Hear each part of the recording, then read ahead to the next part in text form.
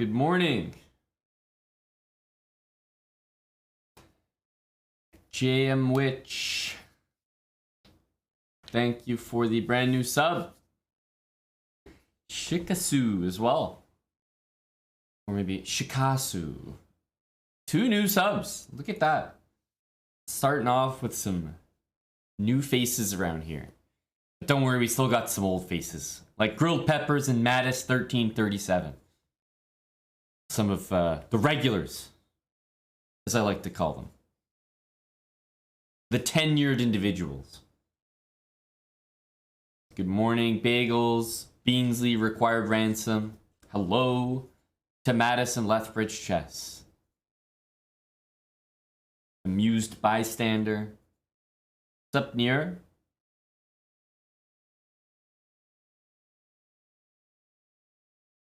Red Drum. Howdy, bud. We are about 45 seconds away from the early Title Tuesday for today. I'll probably be playing both today. We'll get our reps in. It's also at least 11 blitz games, so I mean, no guarantees, but if you play well, then chance to get that rating up.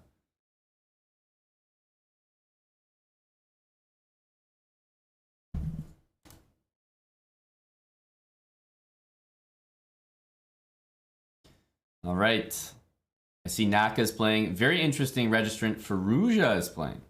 Interesting. I haven't seen him play in a while. We got Faruja in here. I see Buddy Pranav. Interesting. All right. I feel like I played this guy at the beginning of a lot of Title Tuesdays.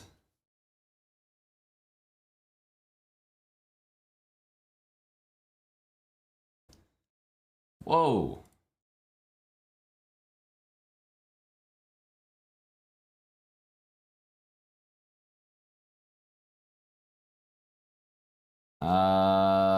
iSurfer04.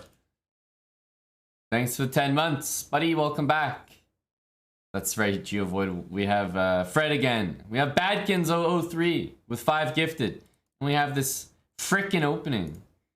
It's always so annoying. I never know how to handle this. All I know is some line with A3, E3, but it's very like... It's like not that convincing. Not that convincing.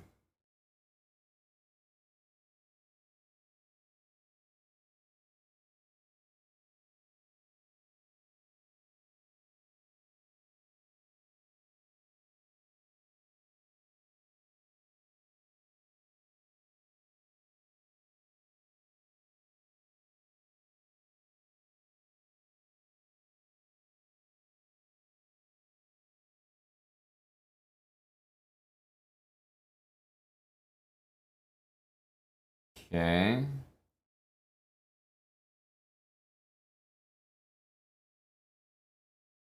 Wow, G6. It's like when I tell you I don't know what's going on in these positions, you gotta believe me. What the hell?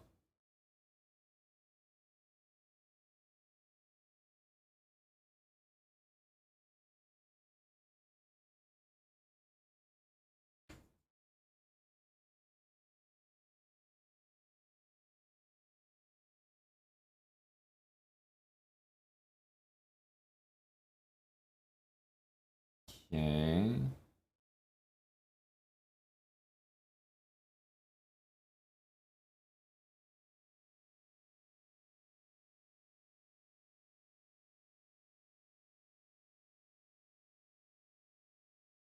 Queen takes as well.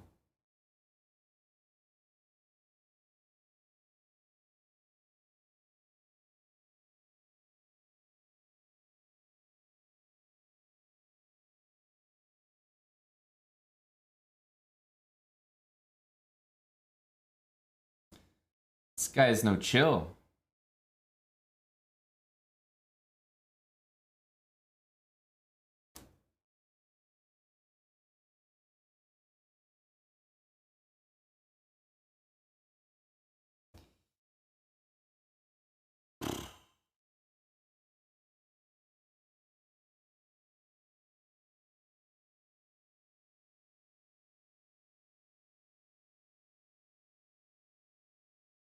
Guy's just taking everything. What the hell is this opening, dude? What's going on here? He's like taking everything in sight.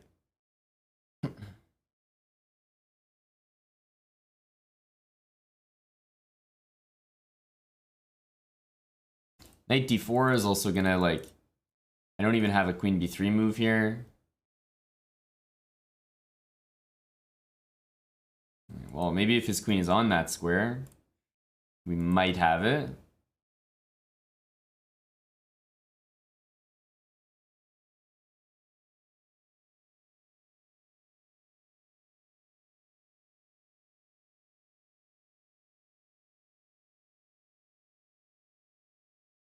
Is this move happening?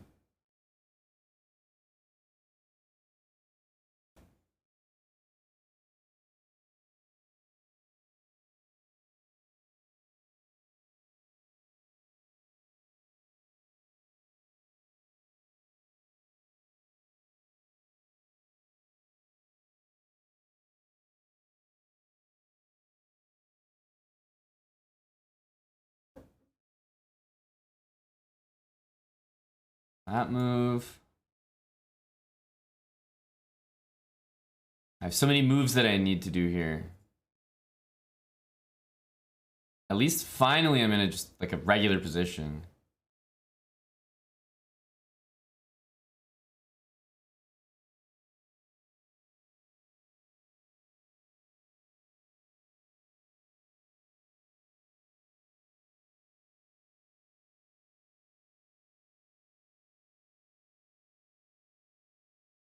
Yeah, I don't love my move there.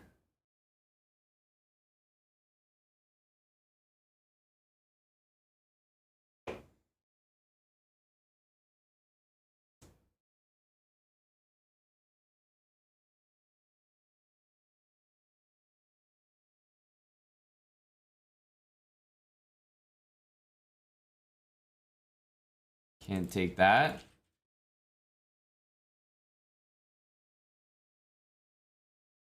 Can barely move these in these positions.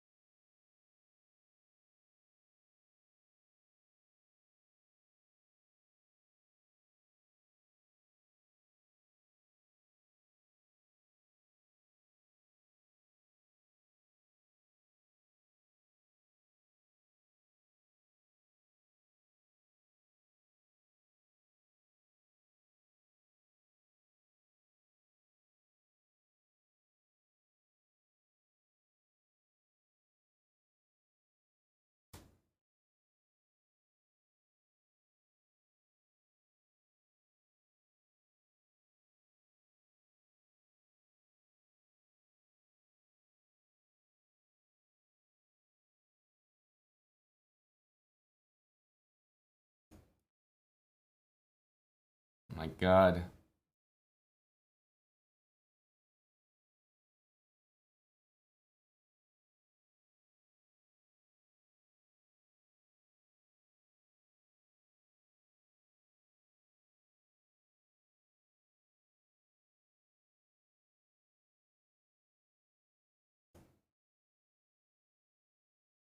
It's gonna be a loss by one move, isn't it?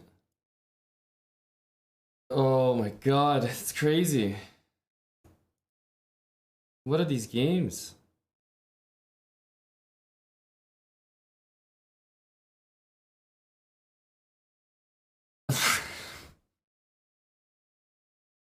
God, what am I supposed to do in these situations?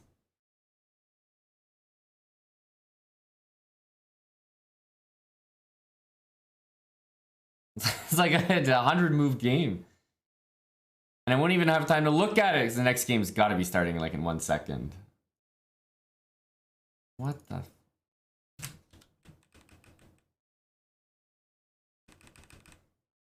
I mean, this move is so disturbing.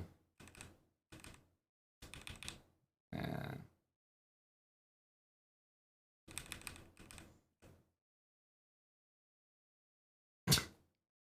Wow. King c6? Really?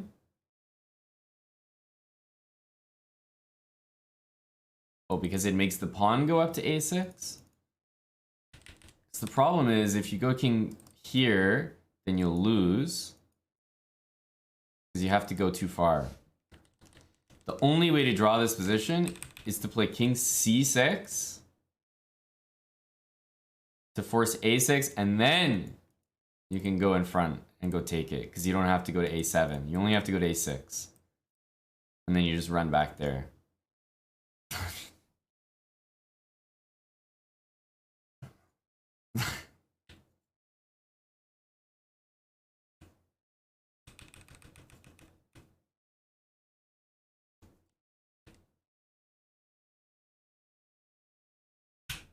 Rook e4. What a move.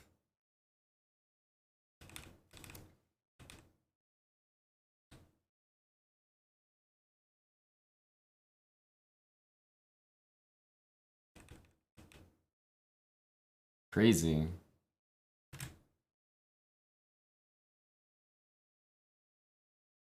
By the way, wasn't my game like 100 moves? How are there other games still going right now?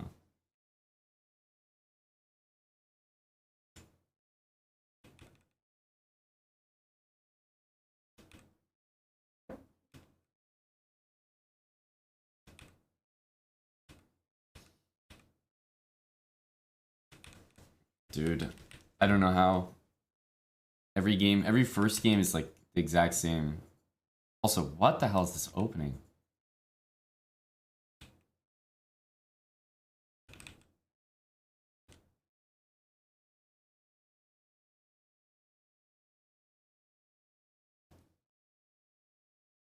This looks like a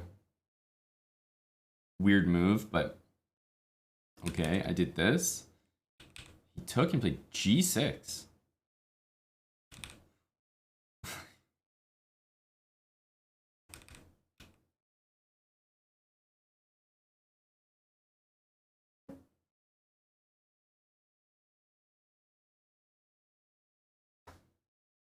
I don't even know what I'm supposed to do against this opening.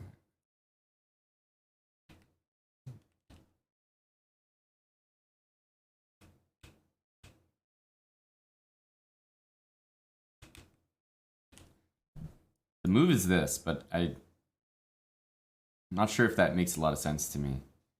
Oh my god. 2,400 loss. It's about as many points as you can actually lose in one game. Minus 15? What did we lose? 14. Oof. 100 moves.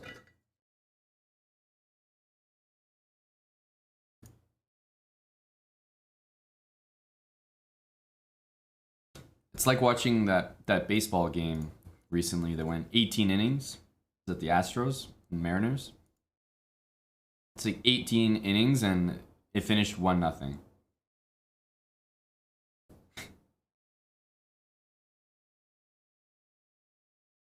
That's what it feels like.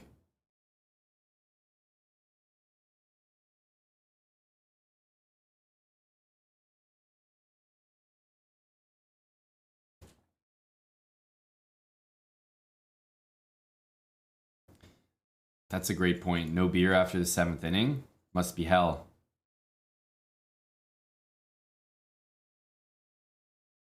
Must be hell.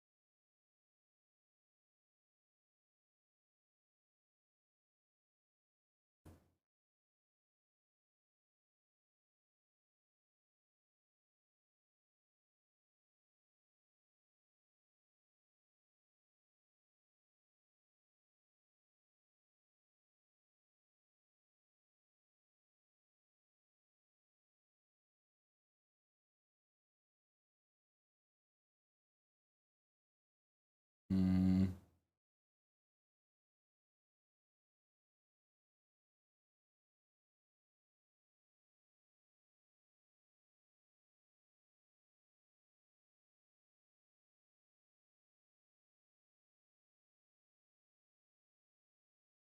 Not thinking too much here. Definitely should be. At some point, one of these moves is gonna happen. Whether I like it or not.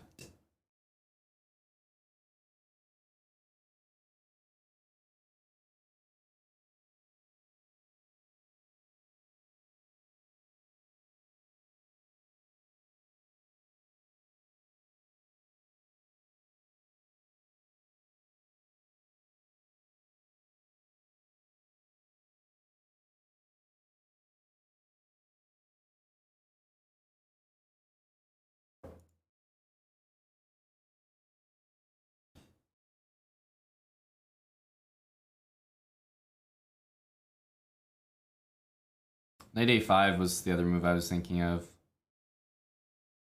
Look, it can't be bad to try to take this bishop.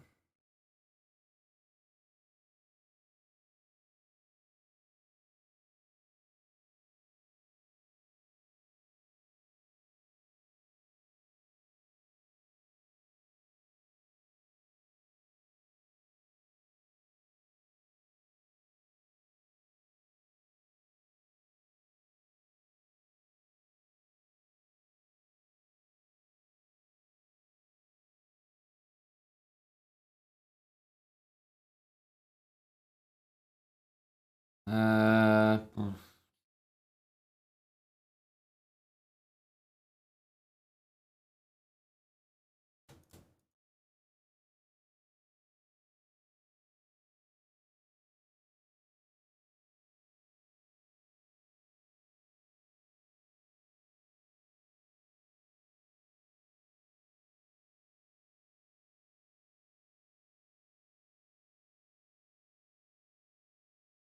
Bishop there, king there. King there.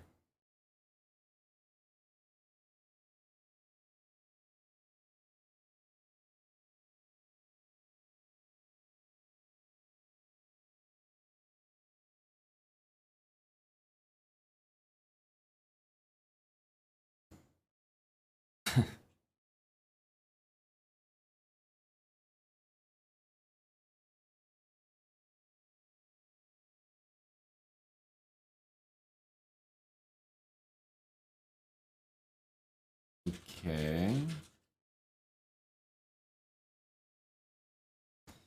It's like, how is this playable?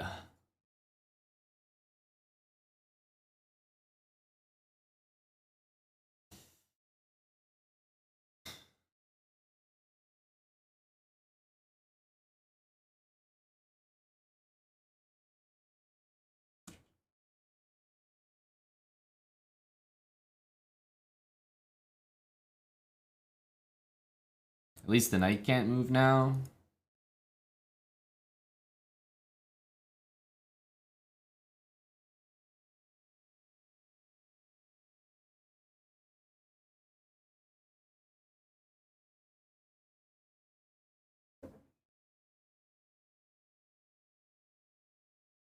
Okay. Okay.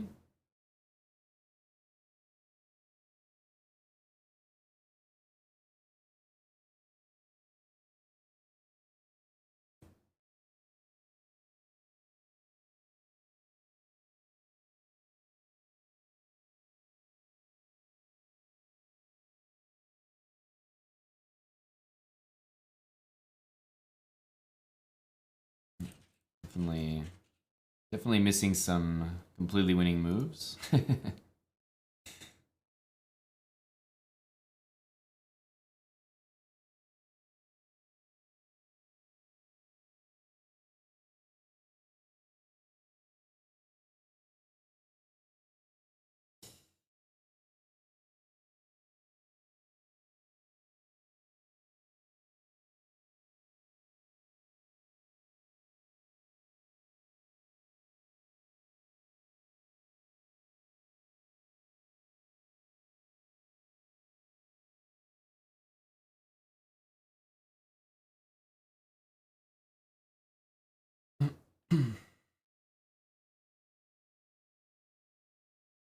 There's no stalemate here. At least. Yeah.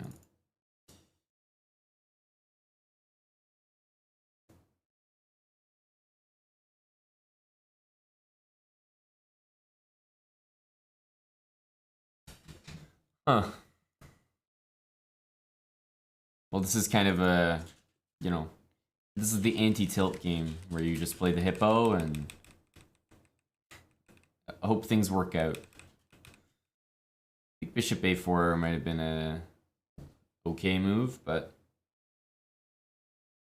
I think my opponent should have played knight b6 at many intervals. Like, getting rid of my knight seemed very important. And then eventually it could never happen, so. Oof. Well, ladies often take me out in Title Tuesday, to be quite honest, so. Surviving that game is a big deal. Ralph, thanks for the 33 months. Ralph Wiggum. Matthias, 34 months. Fishing for H2. Thanks for the sub, buddy. Badkins, appreciate the 5 gifted. And Nimzo Bo, 85 months. Welcome back for 85, Nimzo Bo. At this point, it'll be a miracle if I can even reclaim the rating that I lost in round 1.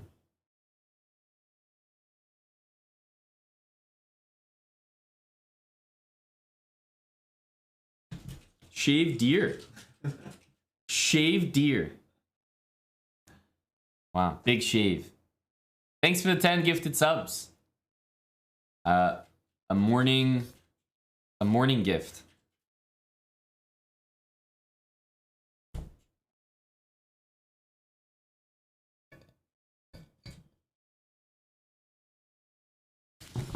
Judging by how bad I played that game, MN2197, you might be right, but although I missed some good moves, I don't think I missed a mate. Queen d1, king takes c3, maybe that one that's the one you're talking about. Thanks, Shaved Deer. Getting ready for game number 3 here. Some suspicious chess for me. I thought we were playing decently in game 1, but that opening just throws me off. Goriol, 19 months, tier 3. Thank you, Gory. He's back with us. Jeff, you've seen Gory's been posting in the fitness channel as well. Huge beast. No? He's a major beast, eh? Chris the Savage. That visible in my life, so he's definitely ahead. He's peaking. Yeah. Thanks, Chris the Savage, for 4 years, 48 months with us. We had a bit of a run-in with the Albin counter gambit, so I'm a little bit jaded now.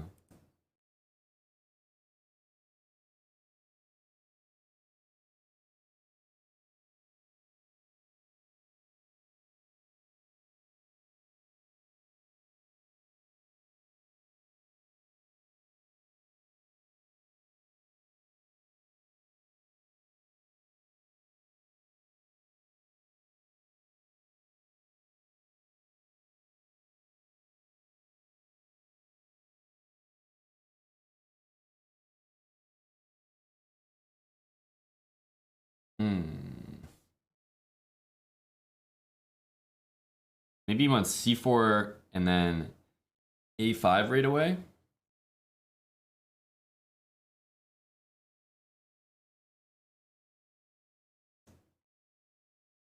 Or c4 and then b5, sorry.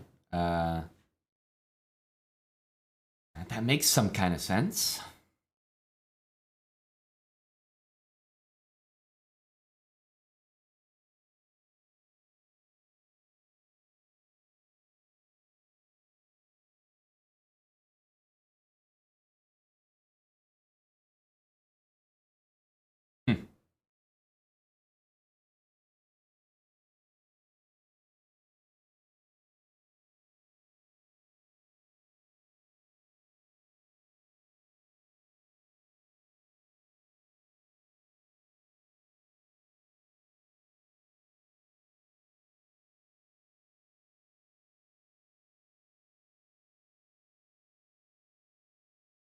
Don't want to allow c4 with tempo, because I was thinking that if c4, then at least we could try to play maybe a4. I guess he just plays knight a6 there. Huh. Huh.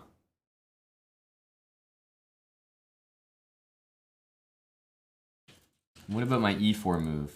Take an e4? I don't quite have it. If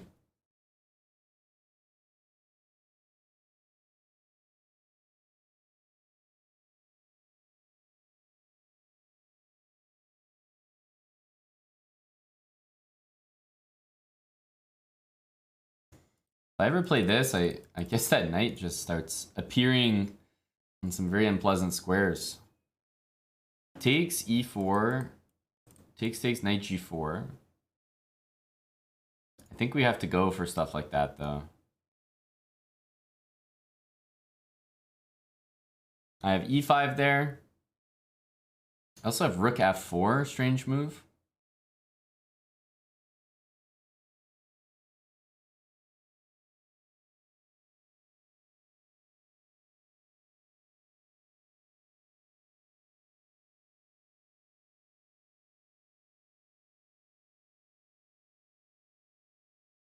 E4 is definitely a good move to play, but and I'm trying to do it specifically before he gets b5, b4.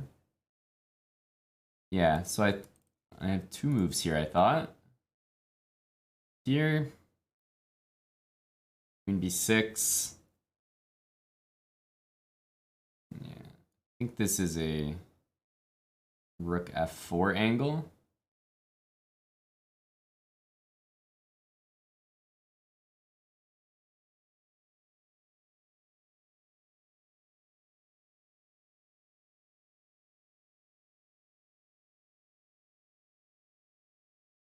h5, h3, g5 could get a little weird.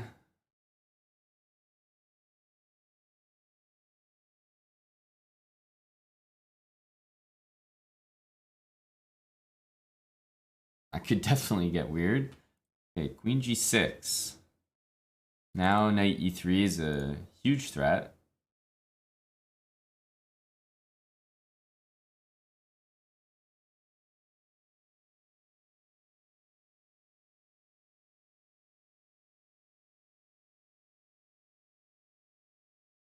Stop knight e3. I think this knight wants to go to g3. And then maybe f5.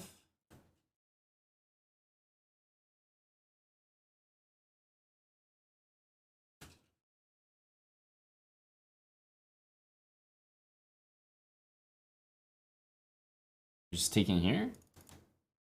What the hell? Where did that move come from?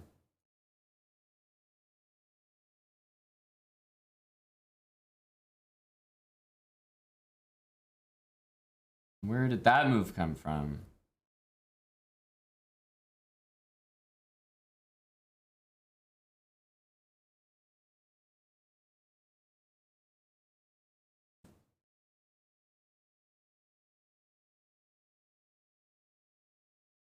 Knight e3 doesn't look particularly appealing.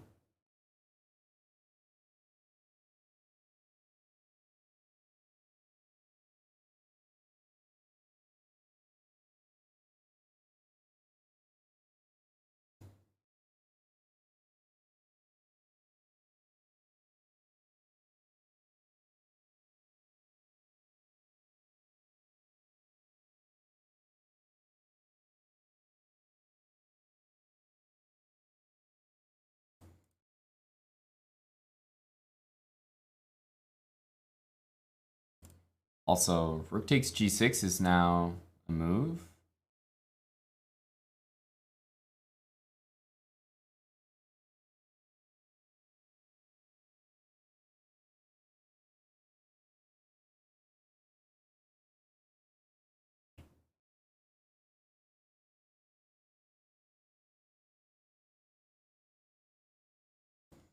Queen b6, annoying.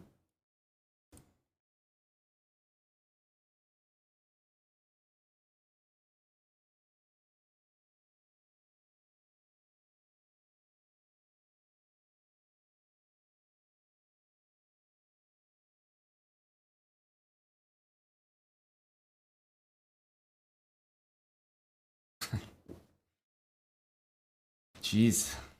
I wish I had the 420 excuse. Flagged because 420. Thanks for the sub. Didn't expect him to play that. Maybe we should have? I don't know.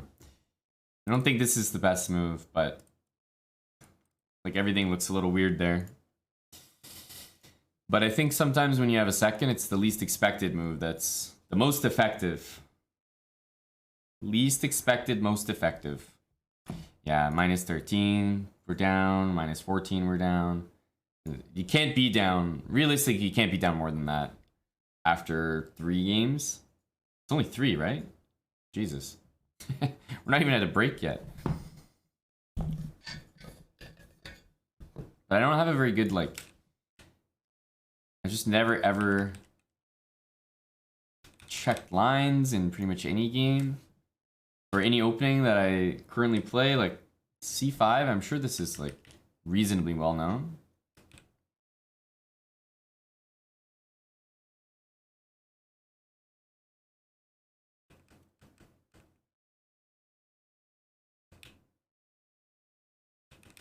Yeah, I mean, white's definitely doing well here. Queen d2, maybe it's okay, but here rook f3 is obviously bad. Wow.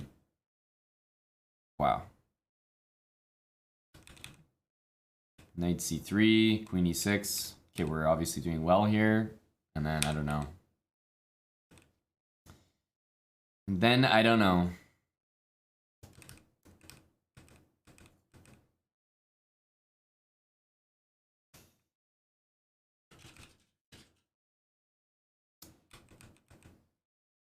Yeah, I don't know. Just running out of time. I got nothing. Trevor G. This is, I mean, what is it? Trevor G, Shaved Deer. We had 5 from Trevor, 10 from Shaved Deer, 5 from Badkins, for a minus 14 and a minus 12, or whatever this was. No, minus 13. I'm down like 25 rating. Amanda, thanks for the 20 months. Down so much rating. Actually crazy. I don't think there's any chance we make it back.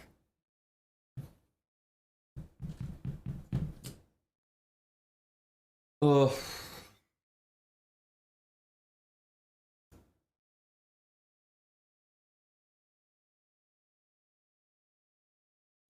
How are there so many games still going? Or my thing is bugged or something. Yeah, I was gonna say. Dude, I'm playing 2300s every round. Like, we're on poverty hour here. Even if you win, it's like +1. These games are just so not worth playing. Because I can definitely lose like every game to 2300 after 2300. So then I'd rather be playing 2700s. Minimize the losses.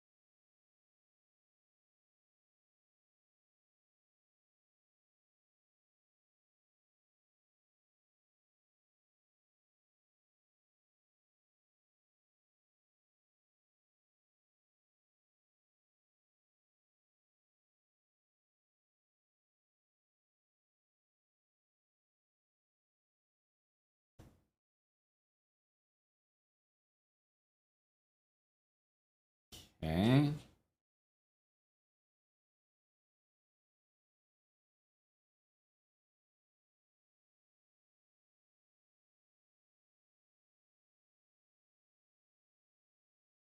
Knight h5. I don't think I want to play h3. I'd rather go here. But what do I know? Pretty soon I think I will take that and try to use the dark squares.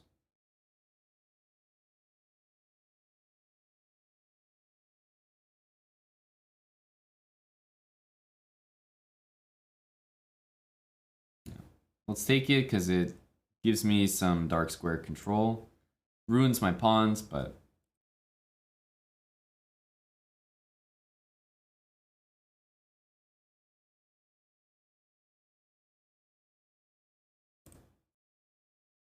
you might only be expecting knight f4.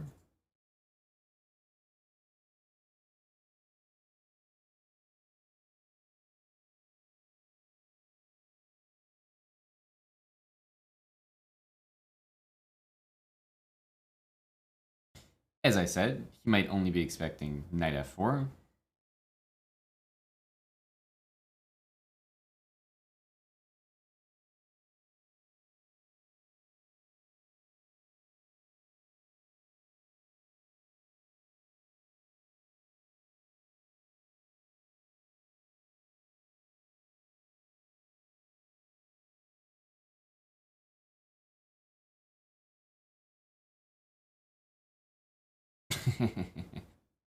News.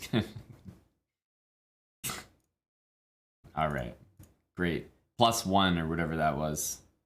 +1.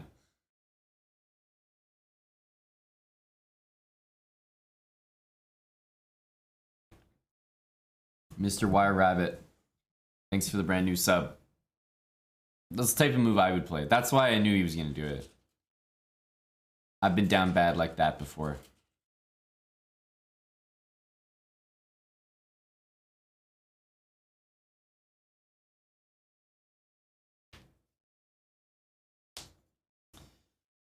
Brutal. Thanks for the 4 years, Chris the Savage. 48 months, the new badge and everything. The new credentials. The new ID card. C4 appears to be a very decent move, although Hickey's probably going to be peeking to knight d4 now.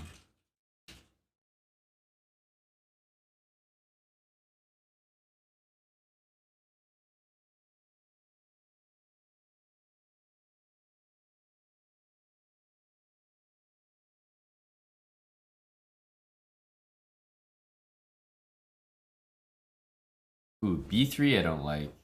Surprising move, b3. Maybe a4 now, where it's... I thought if you keep the pawn there, then you can move the opposite.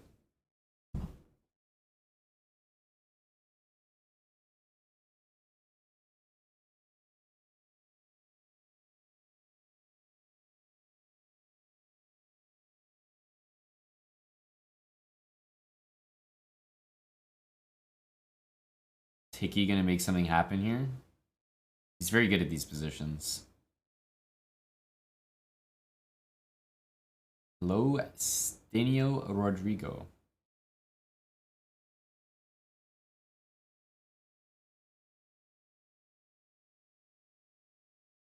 I'm surprised that he's not playing this, but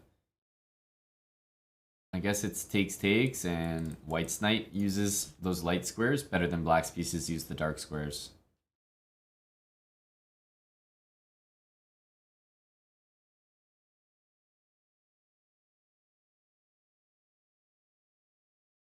Isn't h6 hanging here? No, I guess not. There's knight d4.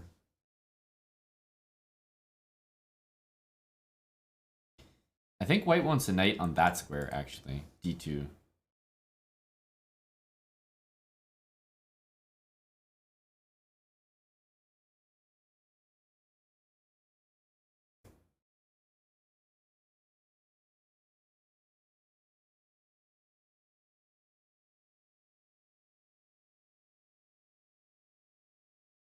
How does White make progress, if at all? Knight takes c5 there. Ooh, there was definitely a knight c5 moment. h6 is also hanging.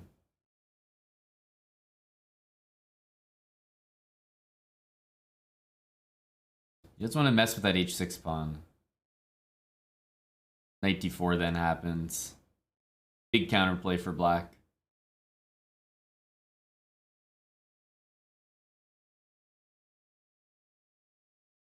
I think white's doing the right thing though. Like, eventually Hikaru's time is getting lower and lower. Oh my goodness. This is by the way, was there queen takes h5 there? That kind of looked like fun. Oh, Hickey's doing Hickey things here. He's making it very complicated. White has a lot of pawns, though.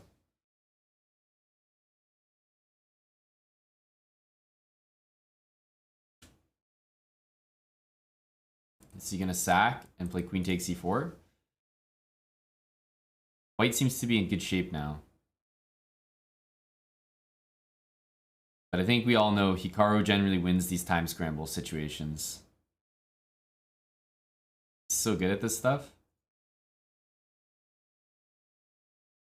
Oh, d3 might be hanging. Oh, now it's dead. Oh, White's gonna lose for sure, right?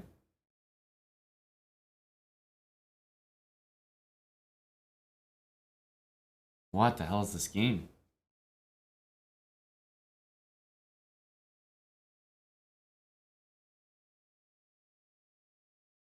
Nasty. Nasty.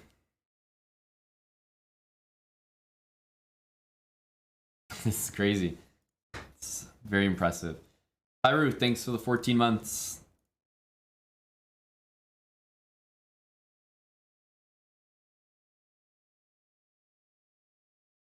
There is a break, I'm pretty sure. Don't pre-move that.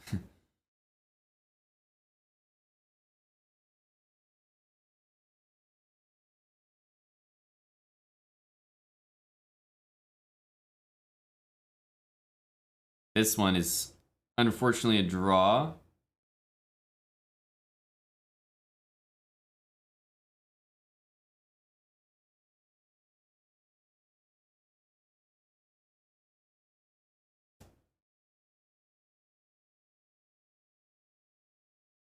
And one more game, although looks like it's headed towards a draw.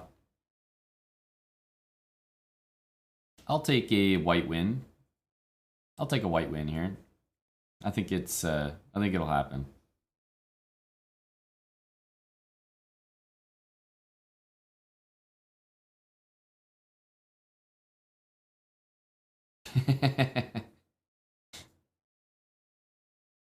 That really was the easiest and quickest checkmate with rook and knight against rook I've ever seen. Oh, I forgot to put the score in the title. Yeah, we have a huge 2 out of 4.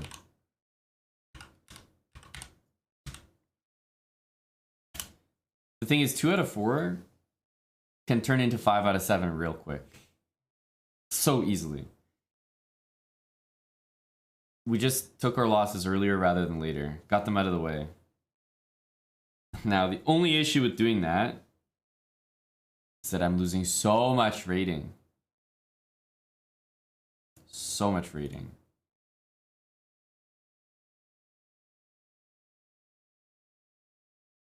Let's see if we can play a blitz game. See if we can get a quick game ski in. We have a 6-minute break, just enough time for one blitz game. Gotta get some of my rating back.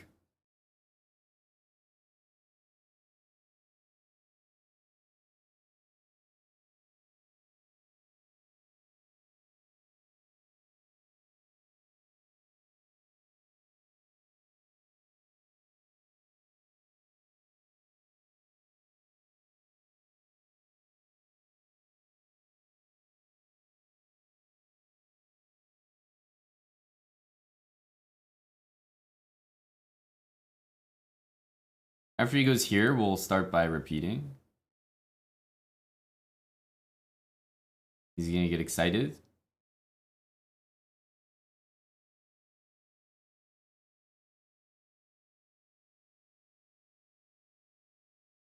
Now, from my experience, this is still a very tricky position. What's the material? I'm up a piece, basically. I'm up a piece.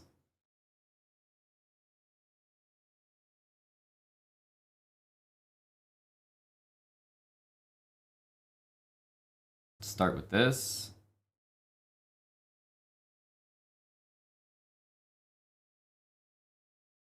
I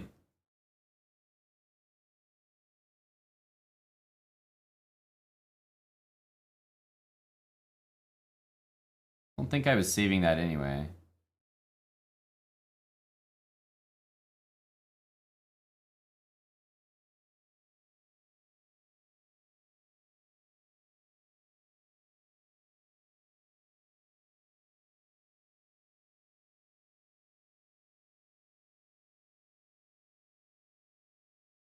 Knight e4 and bishop here are quite annoying, to be honest with you. Actually, I was gonna go here, but bishop b4 is killing me.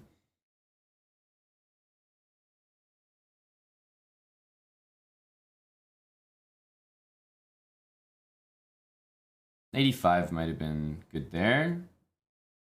Here, bishop c4. It's like nearly mate there. Nearly checkmate.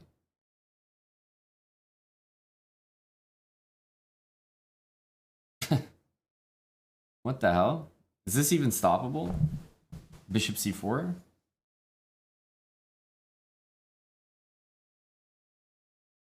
I actually don't know if it is.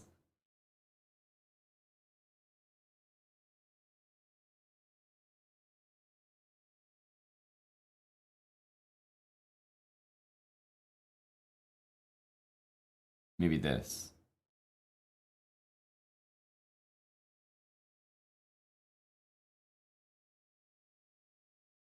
It's really bad. What the hell?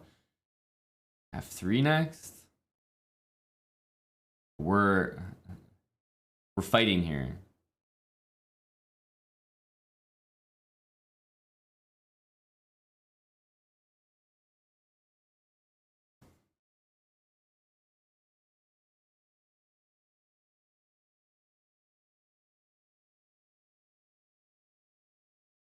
Is this still Title Tuesday? Yes, but I'm trying to add to my score. I have 2 out of 4 right now. So I'm trying to play some games outside of Title Tuesday and still claim them towards my TT score. Sometimes, you know, you're just down bad.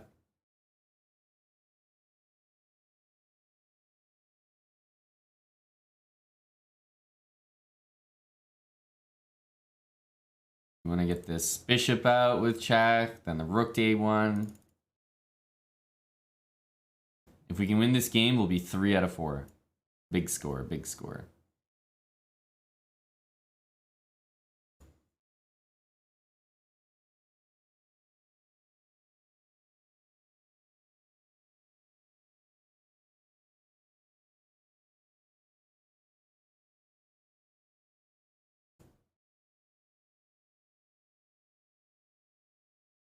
Maybe this idea. Don't love taking that pawn.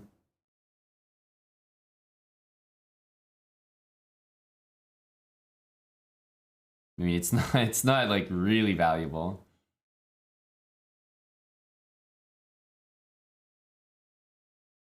Damn it. Where's my game? Did you just like auto resign? Where is it? Where's the game? What? Why isn't it showing me the game? Where the fuck is it? It's fucking ridiculous. What? Where's the game? Oh my. Oh, it's switching. Why is it switching? What the fuck? Shit interface. Why is it switching? Let me play the game with fucking 1 second on it. Holy shit.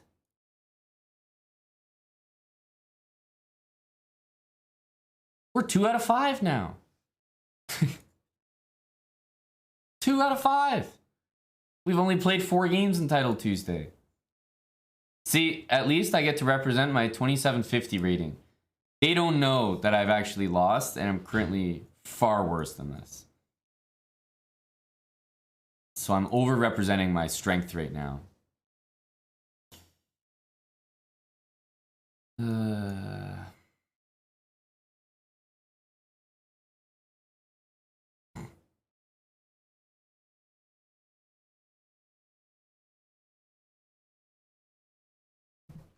Also, I don't know how these breaks, they claim they're 6 minutes. I just played a 3-minute game. That math isn't mathin'.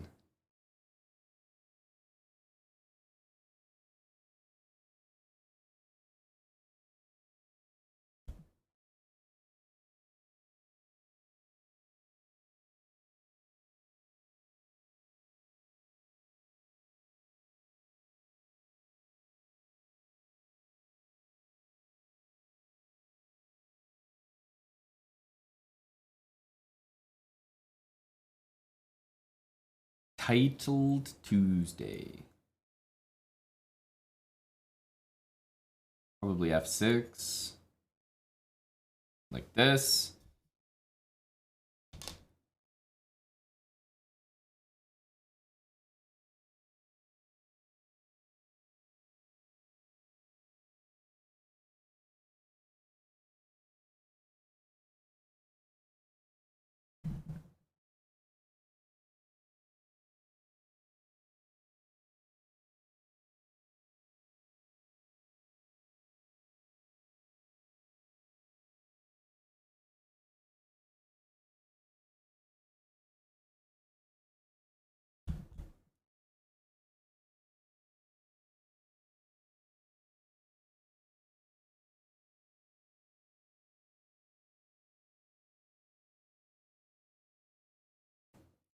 I expect B6.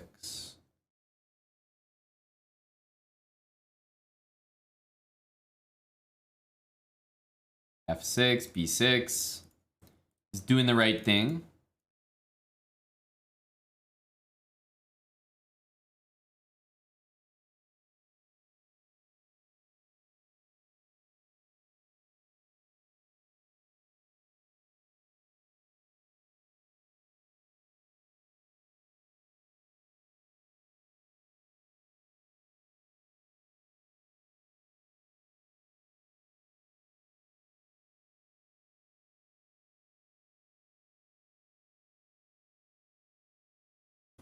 Knight here, I can always go bishop c2. Unfortunately, that's a great square for that piece. What I am going to try to do is play g4, g5. Bishop here, bishop back. I don't want to trade those bishops. That's the main thing.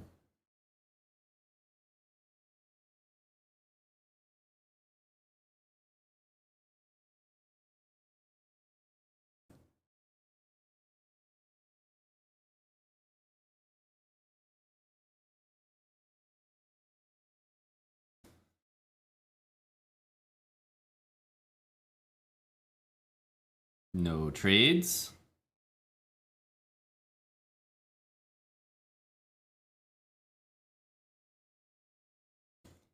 G5 next. If h6, we could play h4 or just g5 straight away.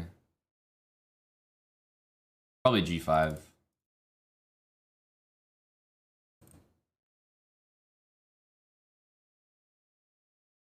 Do we want to play this? To be honest, if he goes here, I'll just take it.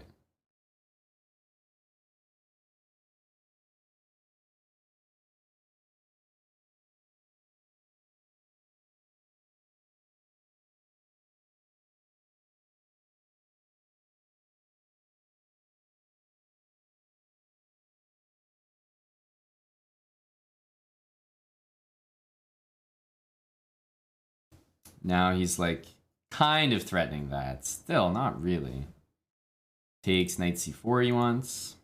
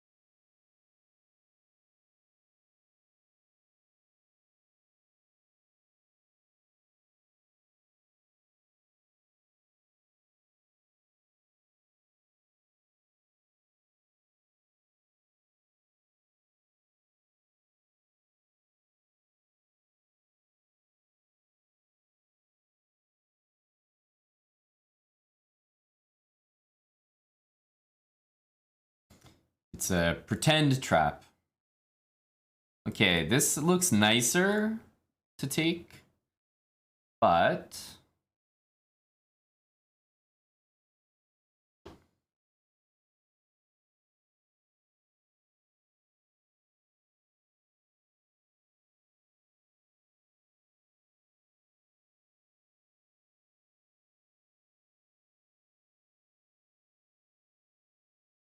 this is not smart. Bishop is strong, but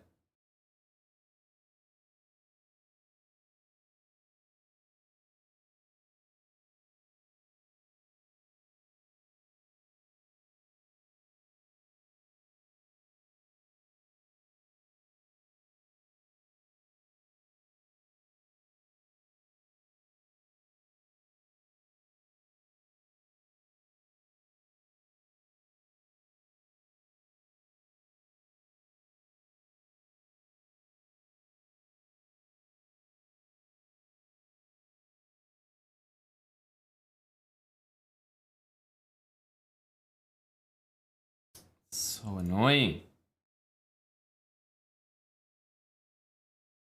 Who's definitely winning? Like,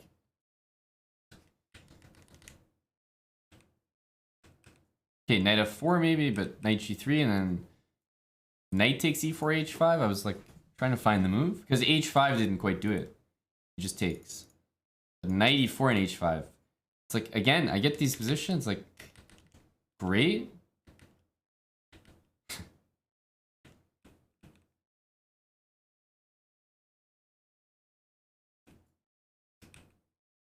Because, like, I mean, there's no way this should work. Even knight f4 is probably... Objectively, it's a simpler move.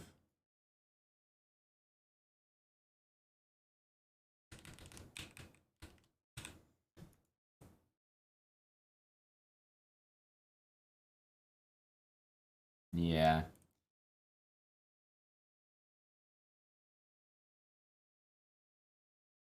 Still, you have to find some moves here, right? This pawn is running, and I don't have access to this square. And this square, I don't have access to h4. So it looks very easy to win, but it's actually extremely complicated. The only path to victory is king c5 to do this. And it works based on this.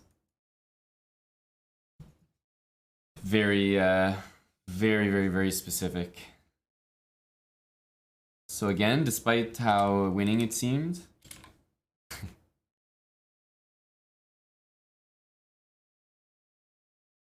the path to victory is so narrow, even after being up a whole piece. Like, only move knight f6, only move knight h5. Knight g3 works, but then I have to find knight e4. Knight f4 works, but I have to find that line. So, ugh. Ugh.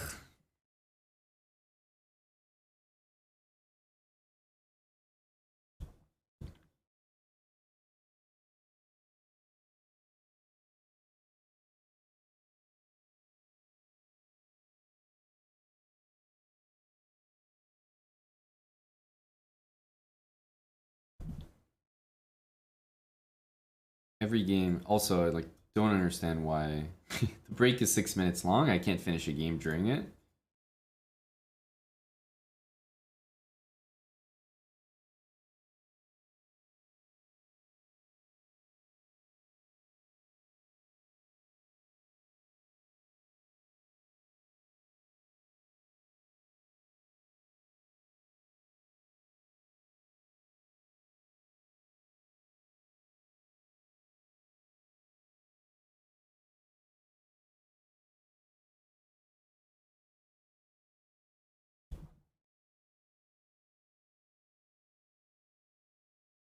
Oh, the ladies are saying hi. They're out to get me. We've only lost 40 rating so far.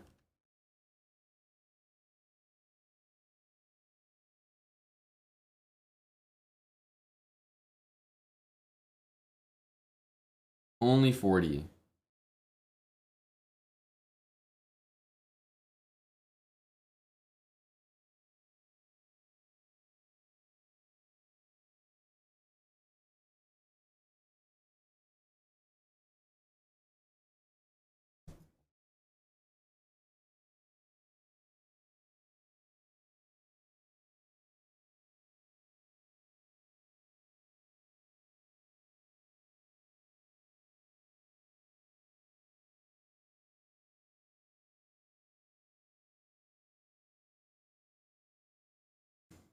be honest, we could take this way. I'm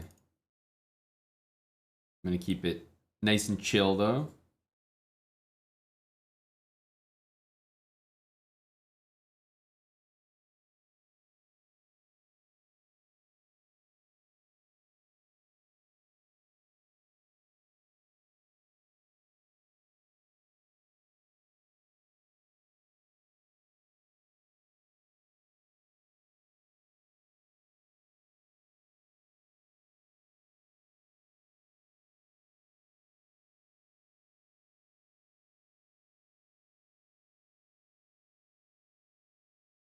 It's disturbing to trade light squared bishops here, isn't it?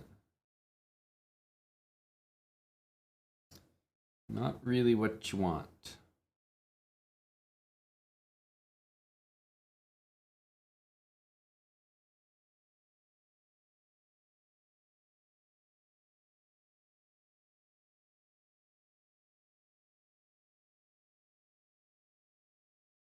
Giving up this diagonal is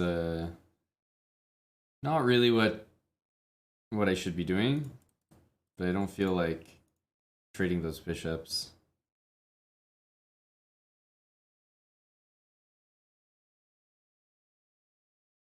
A5 doesn't look right to allow.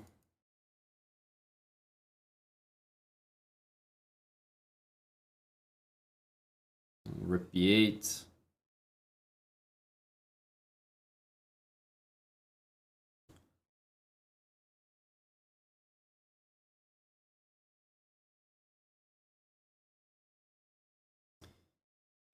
I think this is actually a threat. Knight takes pawn.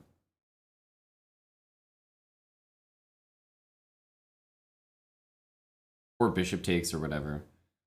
Eventually that'll be a serious threat.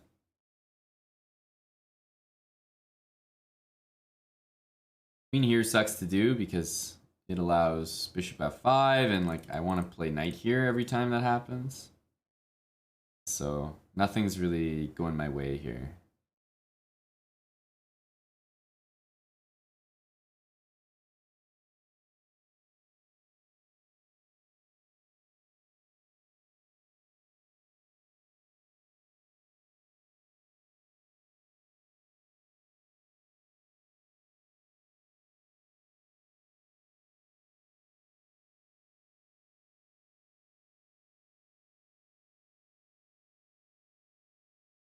Wow.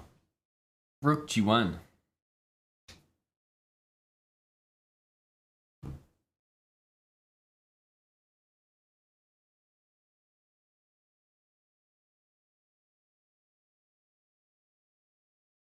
I gotta be very careful at the moment.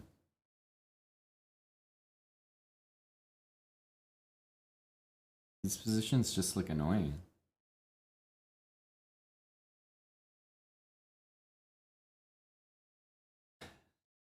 I will allow it. I will allow it. I think I have to. Yeah, b5 I think might get me in serious trouble. If my rook ever comes up to b5, then like white takes here, goes rook h1. It's an odd move.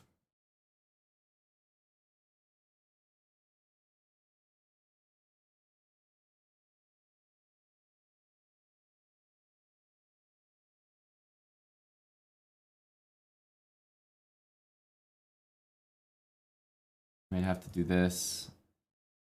I don't know what else I can do.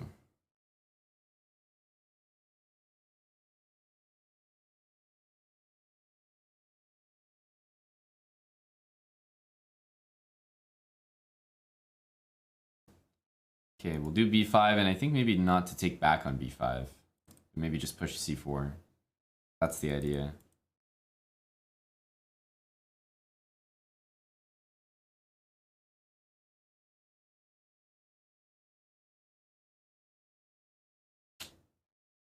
Unfortunately, there's queen a4, which doesn't look great, although I can try bishop d3.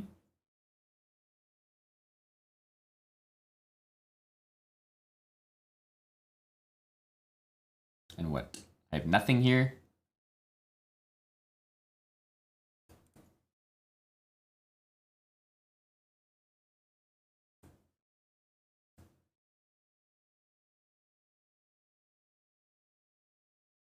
Eventually the position is going to get... Ooh, this is a nasty move I have to watch out for, and I almost don't know what I can do about it. I have to go here. I have to keep guarding this knight.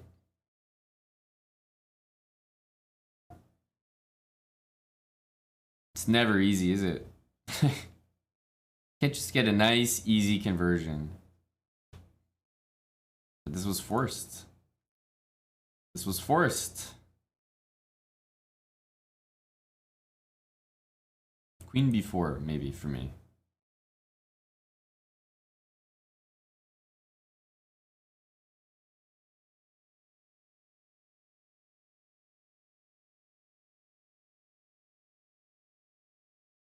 F3 is happening, and I'm just in trouble here.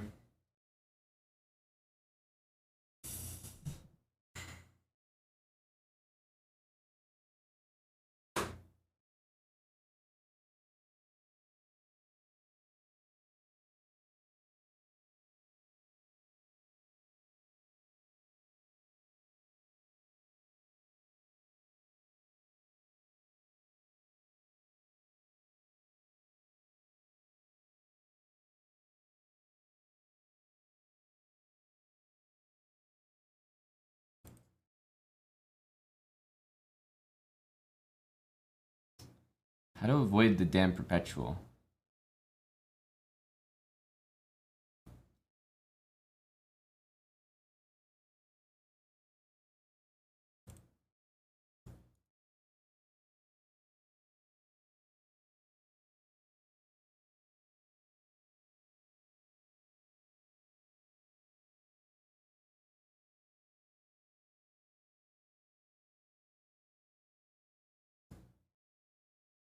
There's still a pawn here, so it's impossible to stalemate.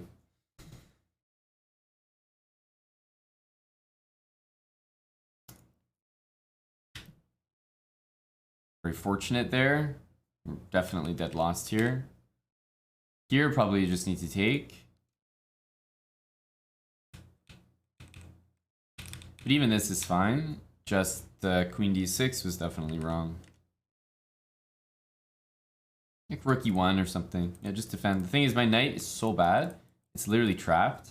This knight can't go anywhere either. Both my knights are so bad here. I can't even move. Can't even move.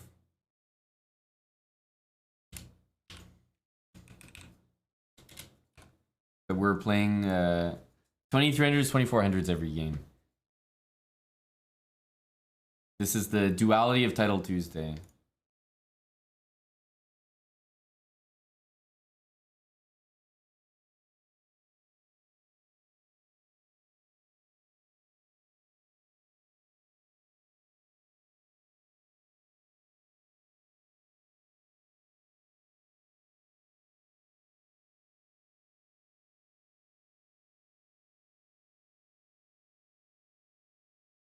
I was about to say, Fallujah, not on a ton of points there, eh? He's having a tough go. Just like me. Me and Fallujah, two similar guys.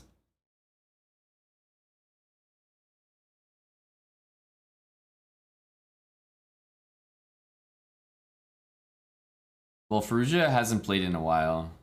I think that's why. Mr. Ruthless.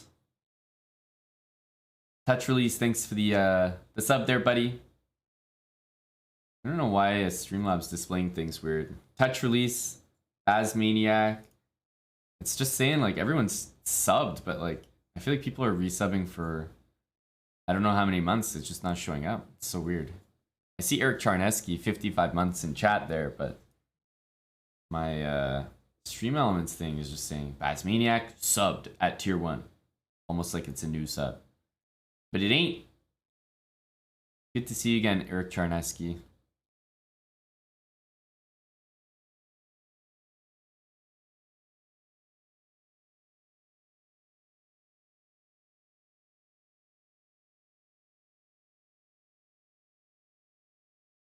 Everyone seems to be playing this this line these days.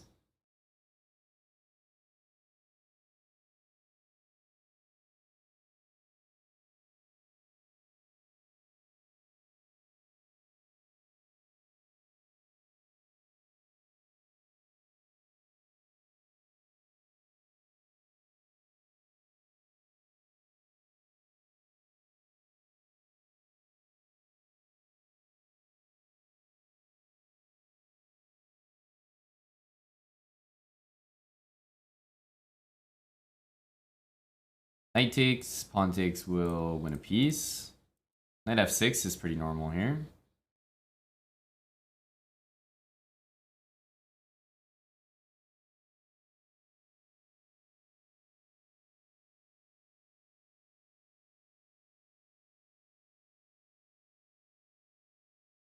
I think the move is actually f4.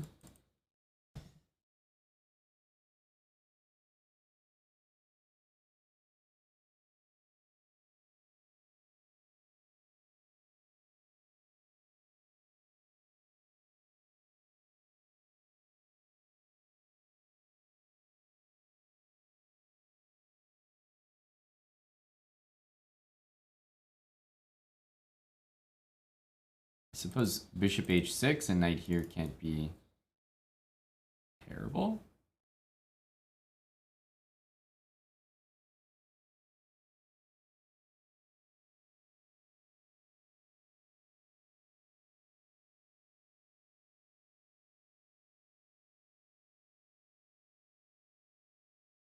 Queen e2, guard this, maybe, yeah, castle.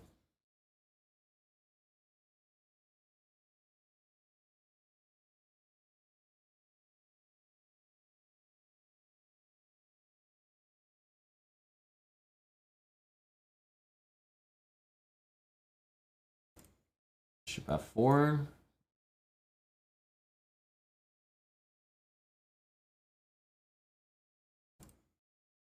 Knight d7 is not quite a move.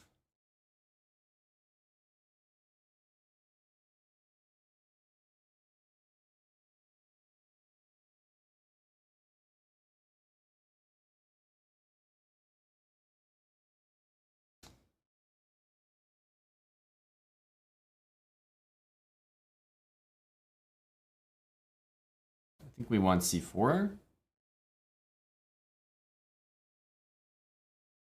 He takes. Well, I'll probably take with the bishop actually. Yeah, he doesn't have b5.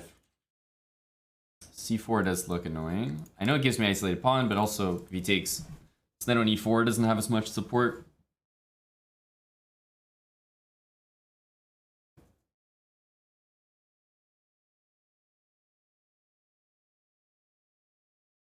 Knight b4, we have bishop b1.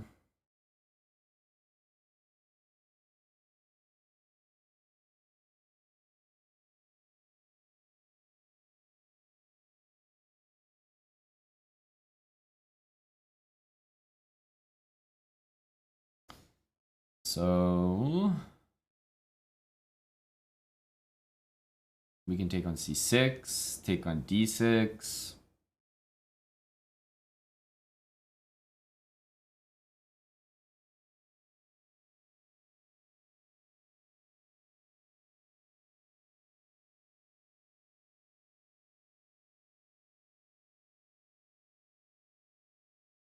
Get our knight into e5 pretty nicely. We'll go f3.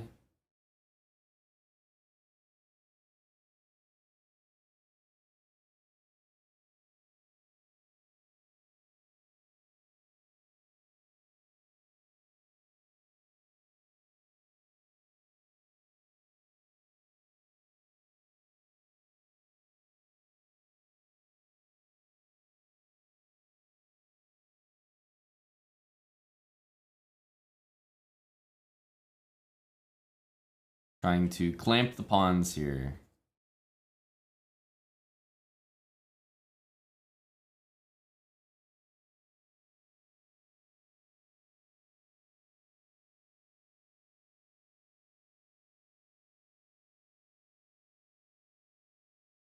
Take f4, so at least he doesn't get this nice and easy.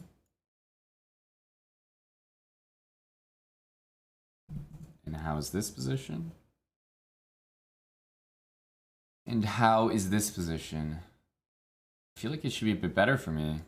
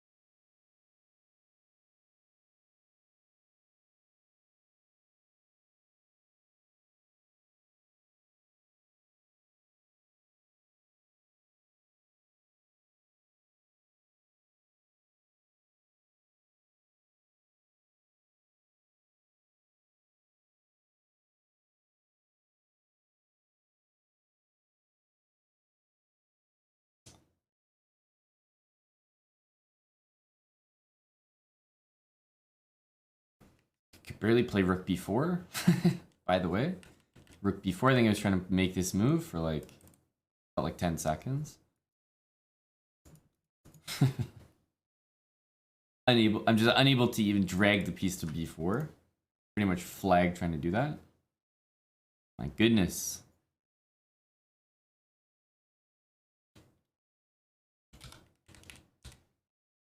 A really poverty score here. 4.5. What was happening there? Me just like converting poorly. Because this, I think this is a good position.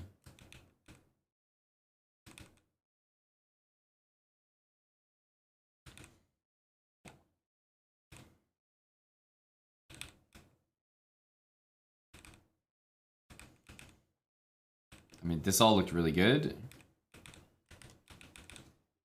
Bishop d3 was no good, but I kind of missed that he had rook e3.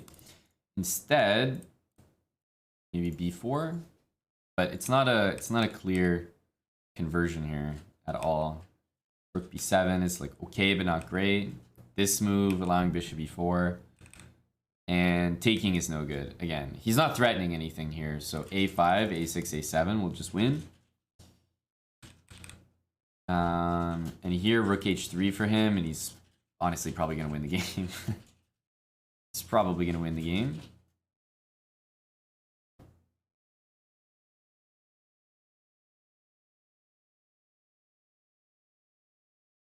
But he goes h4, which makes sense, and at least I saw that one. But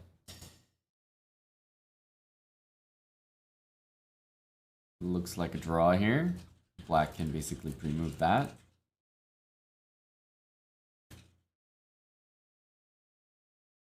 He pre-moves this, and then when the king's over here, he pre-moves that.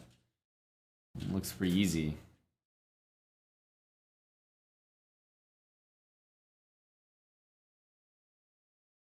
Mr. Ruthless. Or so I think. Thanks for the 7 months. Balls and mouth. Thanks for the 13 months. The Scientist, 31 months. Touch Release Maniac. Thanks for the resubs. Imagine, after the tournament I've had, the audacity to pair me with a GM.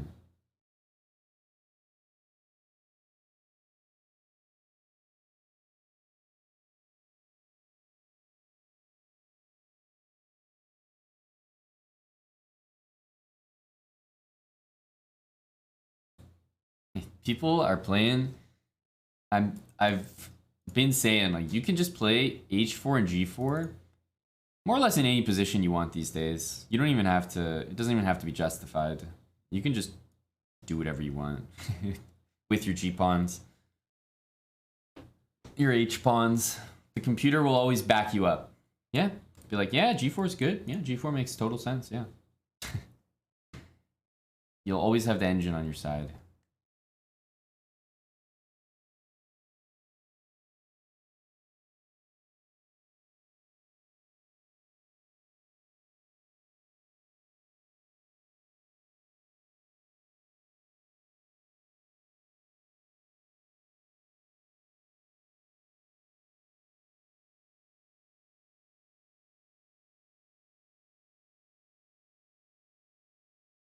Wait, this is a thing. I think I've done this before.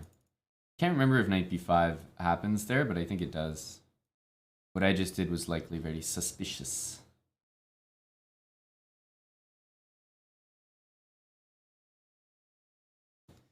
Well, Jarbs, I might have to start by playing an early h5 just to stop g4. It's so powerful.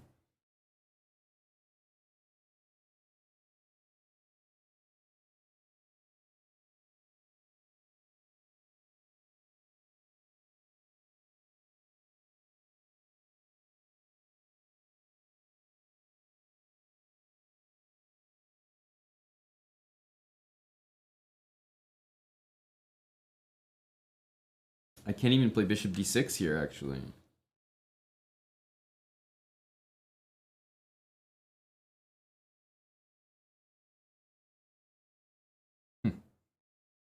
Not too sure how I'm supposed to be handling this.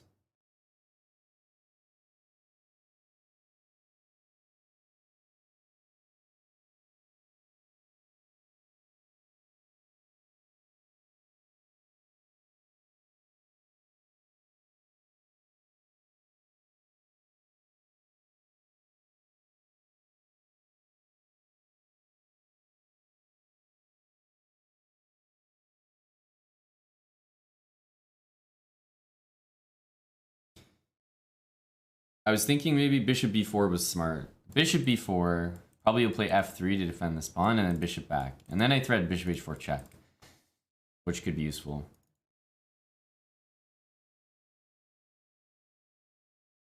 For now, I guess d6, knight bd7 or just knight d7 are my next moves. This allows knight h4, but he's saying he doesn't care.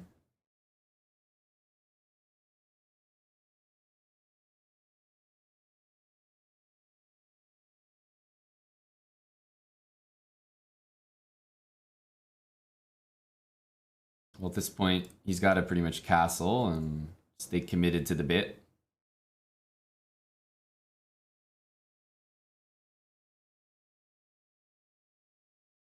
At least this bishop will always be strong.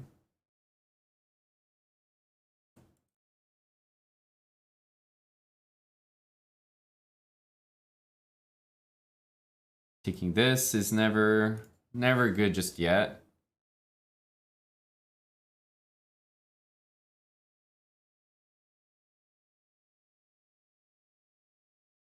I think we do want to get castled. H5, G5, is it worth throwing that in? I don't see a particular reason.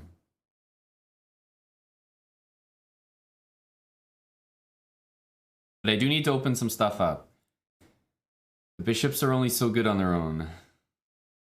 White's gonna play H4, H5 if I castle. Dude, if things like this work, like... What? What?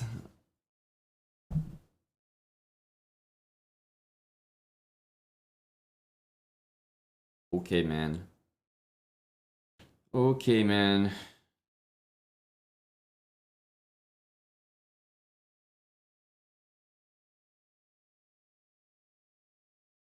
This happens to me a lot. Somehow this will go south.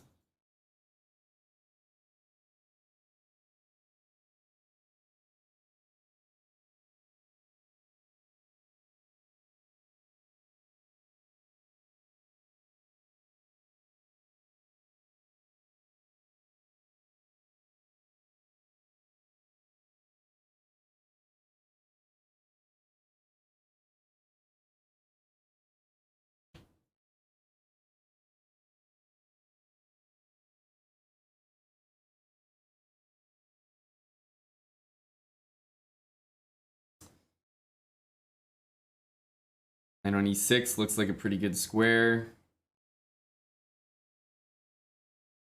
He gets one pawn, but that's it. He's just BSing, man.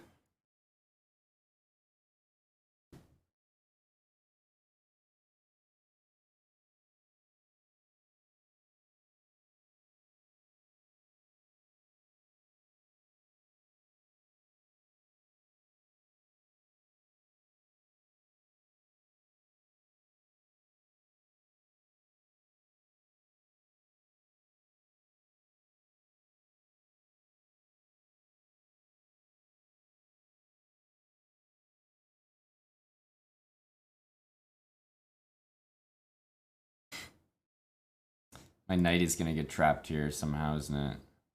Yeah. Like, I mean, it's just ridiculous.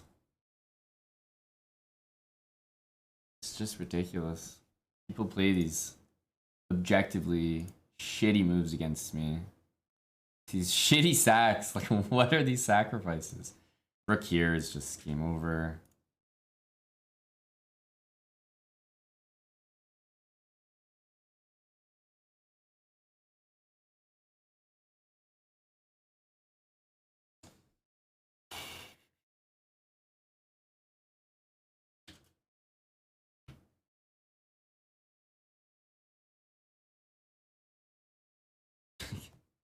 It's crazy, man. These like, it's so bad. Like, chess that gets played against me and that can work is crazy bad. We need two, of course. But only if you check for like half a second. But like, ugh. Ugh. What is this? Knight d5 shit. The guy basically plays bishop g2. Okay, big mistake. And then after playing this, his position is totally fine here. Not like White's position is bad, but maybe it's actually great position. But he doesn't like this, so he just like sends 95. Like I could never do it. I could just never do a move like this. Because I know it doesn't work. I'm just not able to play like in that bullshit mindset, you know, where you're doing something, you're like quite sure it's not good. Like, what is this? We're just down a piece. But it works against me, especially.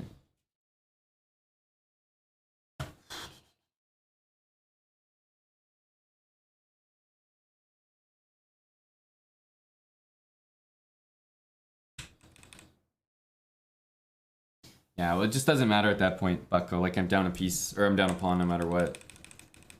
Like, okay. Taking here, he just takes back. Obviously, knight a3 is not a great move, but you know, knight a7, the knight's trapped there. No matter what, he's like taking it. It's crazy. Takes, and I actually don't really have any moves. White's gonna go here, pawn here, pawn here, pawn here. I have no moves. I can't stop that. It's crazy, right? It just sits there and plays b5, b6, b7. 95 is like a -3 move, like, of course, really bad.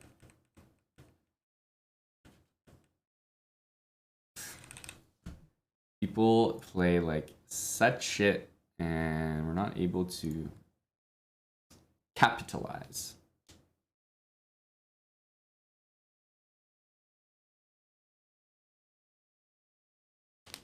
And Ferrugia really wants to win these games. He's playing on rook and bishop versus rook and bishop.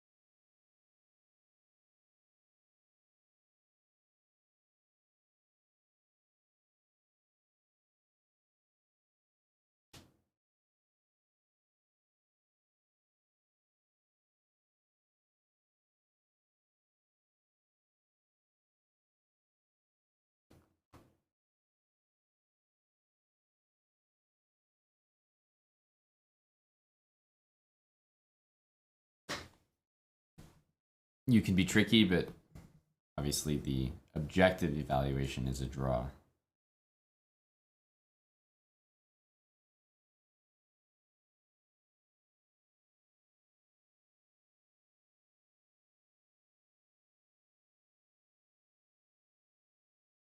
It's nice that you have stalemate all the time, so you can have your king in the corner.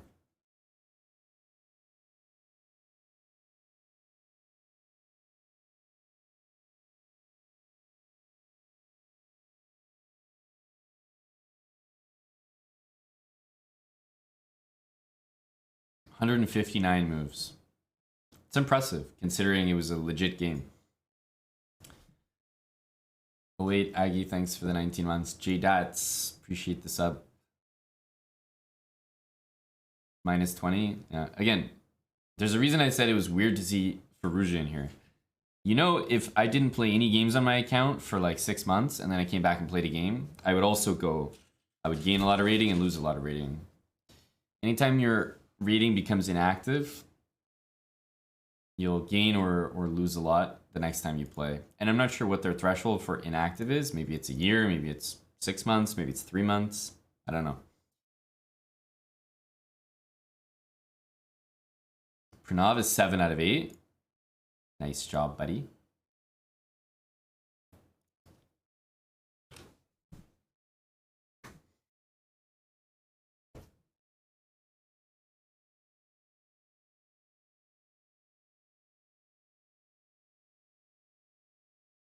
Wonderful Time is also 8 out of 8.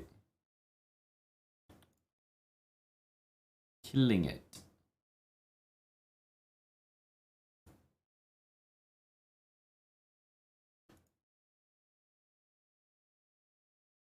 I gotta be careful not to start a game. We've learned that it doesn't. We've learned that it doesn't help.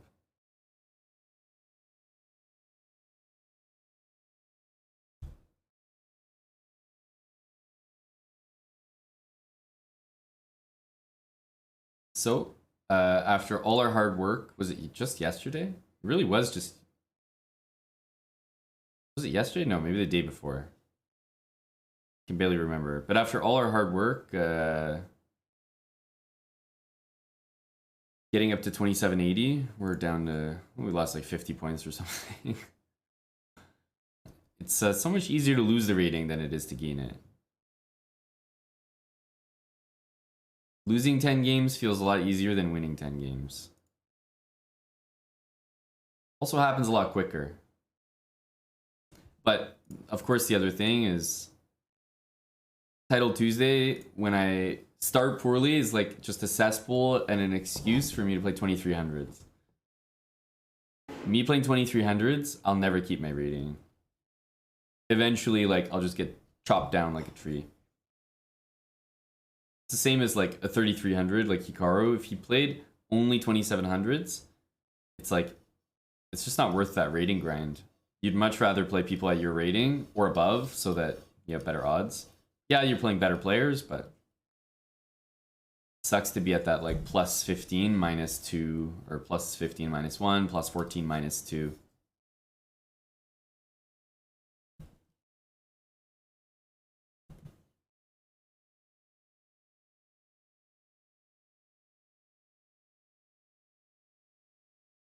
Well, that's what I mean, Leroy, is that for me, because I'm nowhere near that level, I have people above me, rating-wise, that I can play. So it makes more sense to play them. But if you're at, you know, Hikaru, Magnus, I think Nihal Sarin was like #1 or something on chess.com. I think they posted something about that. If you're at that level, then obviously everyone you're playing is below you, but you still don't want to take a 2700 as a 3300. You'd rather play like a 3000, 3100, 3200. At least the odds are much better for you. And hey, that's a good problem to have if you're at the top. But you can't have that problem when you're not even close to that level. So me playing 2300s is very bad value. However, in Title Tuesday, you can't avoid it. If you suck like me and have a bad start, then you're just going to be getting farmed by 2400s for like the entire tournament. There's 3 more games, and the funny thing is, like, let's say we end up at 7.5 points by some miracle, win the last 3, very unlikely. But let's say it happens, then we have 7.5 points, and it might be better than a 7 out of 11 performance I've had, where I've beaten maybe Dubov and played some 3000s, you know? And this one feels so much more depressing, but the score is higher. The duality of Title Tuesday. Okay, surely the break's almost over. Surely. In fairness, at least when you play higher rated players and score less, like, your rating doesn't take a hit.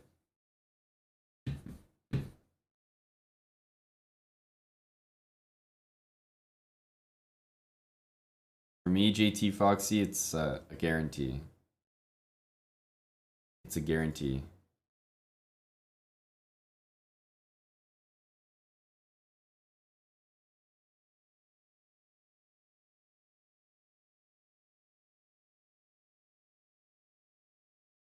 Hopefully Buddy can represent the house.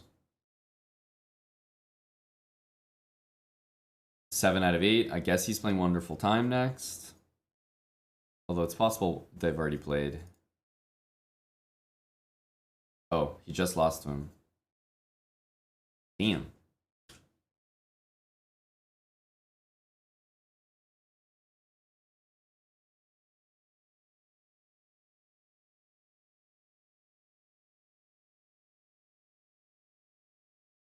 These are some nasty dubs.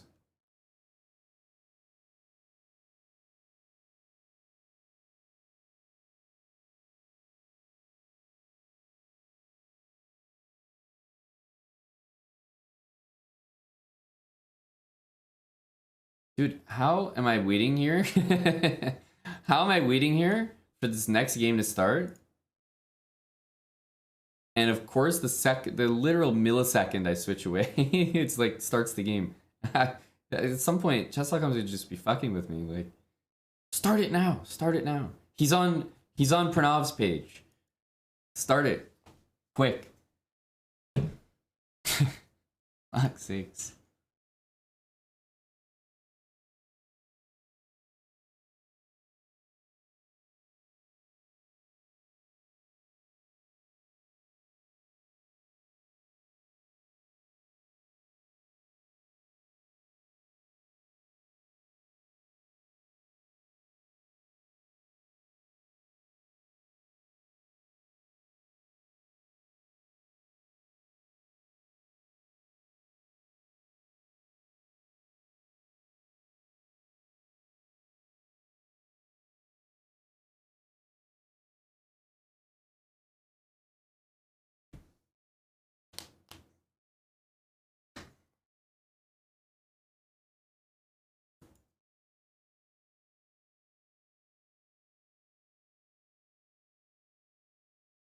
Queen takes pawn.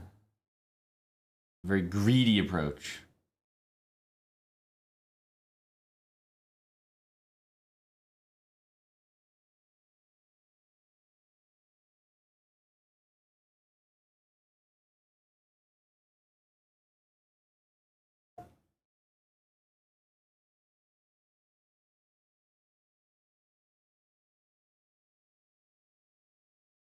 Maybe we can stop this bishop from developing.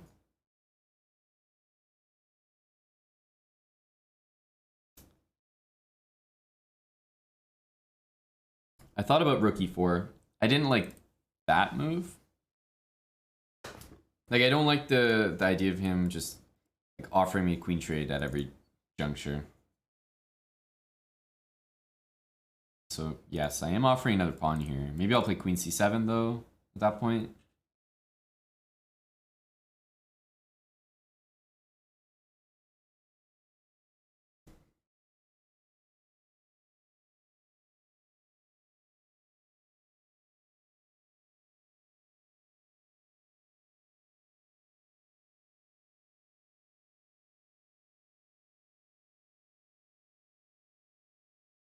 Okay, queen here, then I think he's gonna sack a pawn like this, because I'm threatening rook d8. And if he gets to move the bishop out, then he's kind of okay. Kind of. Rook d4, where's he putting that queen? Not too many brilliant squares. Let's go here.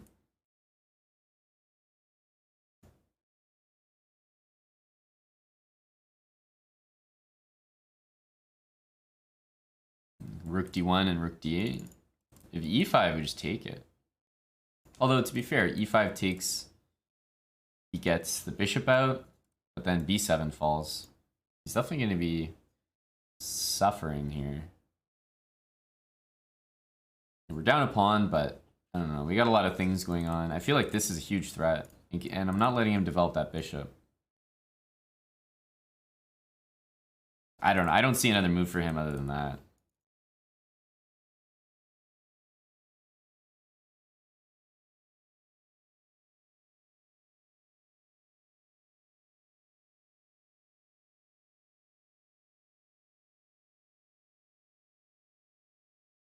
Even if he finds a better move than this, I would rather him play it because at least then he's still locked down. Here, he's clearly developing. Like, he's getting his pieces out. which is always annoying.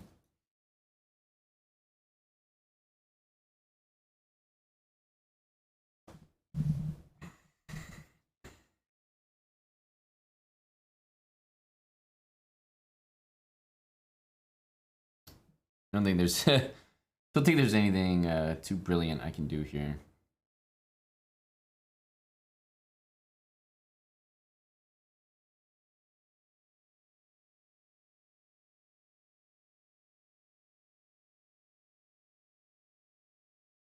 So his queen can't go anywhere. Like, for example, what's his next move?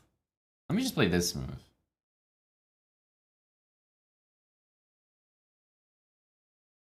And maybe I play this move and this move. I don't know. I'm just wondering what his next idea is. Okay, now he wants to do this. Let's go here still. F6, we'll go back. We're still pinning him.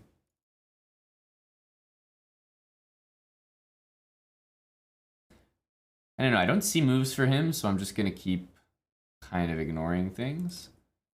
Here, we'll take a step back. Make sure our rooks are defended at all times.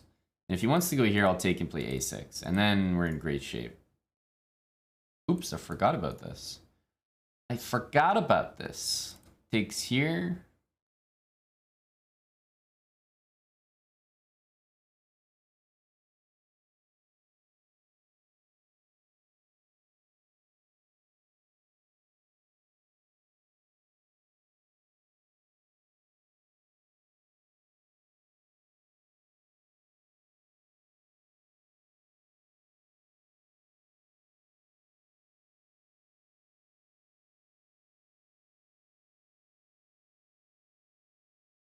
It's actually not mate, which again is so surprising. It's crazy that this is not checkmate. Like, what in the flying hell?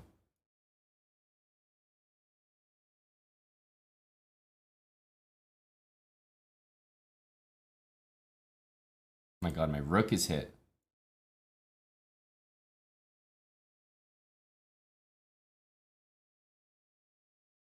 Can't even take his rook there.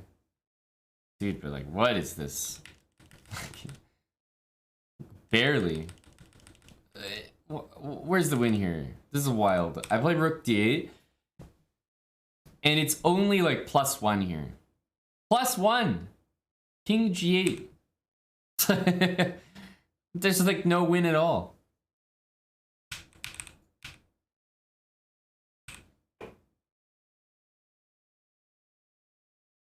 Chess is hard. Even here, it's not even +2.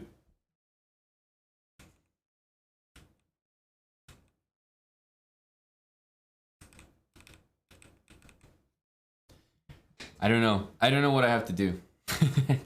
Can barely get these wins. I'm not a, you know, thorough player. I'll have a good move or two, but I won't have a good an all-around good game very often. Start to finish.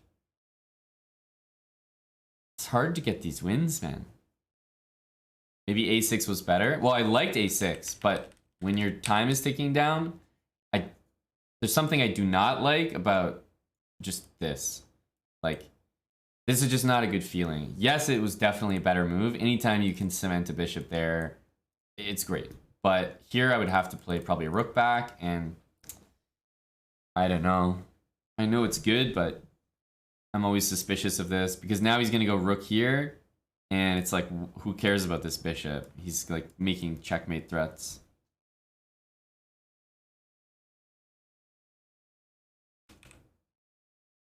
So I don't think I made the wrong call because I can't go this way. Then I lose the pin, and then he goes bishop h3 or something. So I don't know. I thought I played pretty well. Even here, I guess rook d8 is just not that good. I don't know. Unlucky. What can I say? All caps. 23 months. Nearly 2 years with us. Thanks, buddy. Oh, is Pranav still playing? The marathon game against Dubov. It looks like he's lost here. This bishop here, though. King here, and... Oh, knight.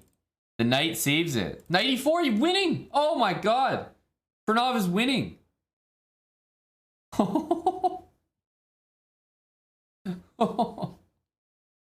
What the hell just happened? That was a huge swindle. I thought he was lost, but amazingly, you can't just start with king h2. I guess. King h2 looks so logical. What?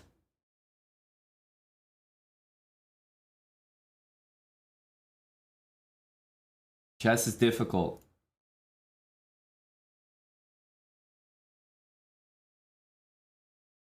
Chess is difficult.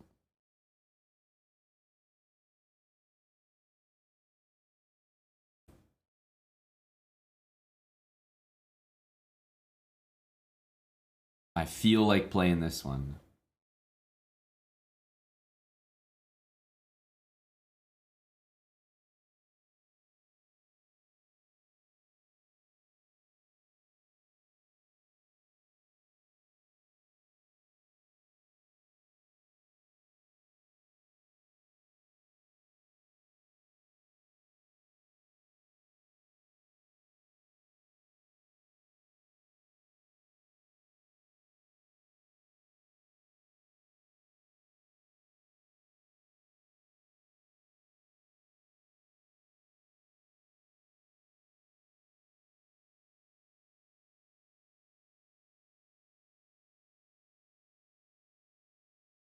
So some ideas like g5 here.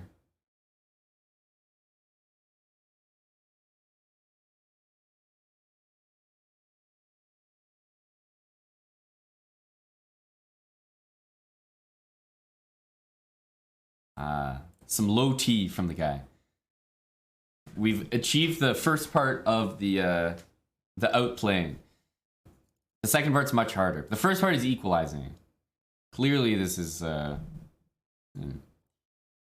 is pretty much nothing for white.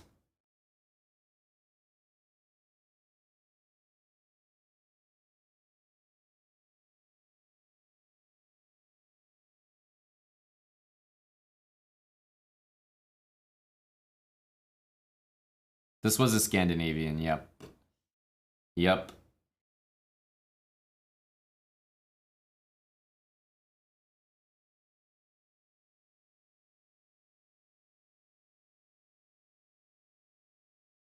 C3. More low T.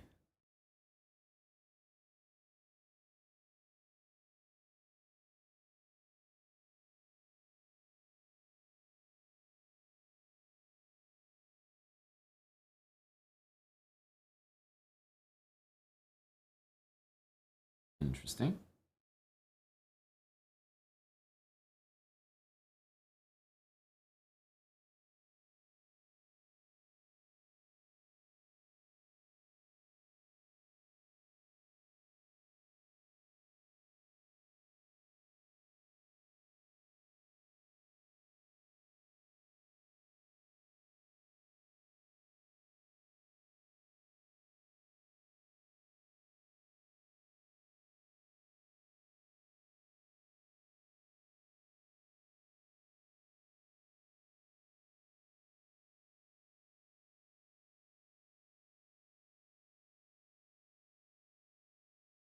Okay, if he pushes, then there's some targets for me.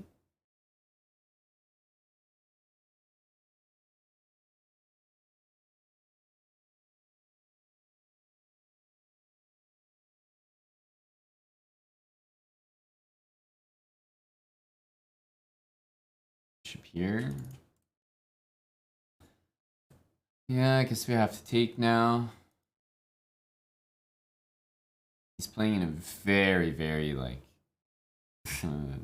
non-committal way. Very solid for white. Very solid.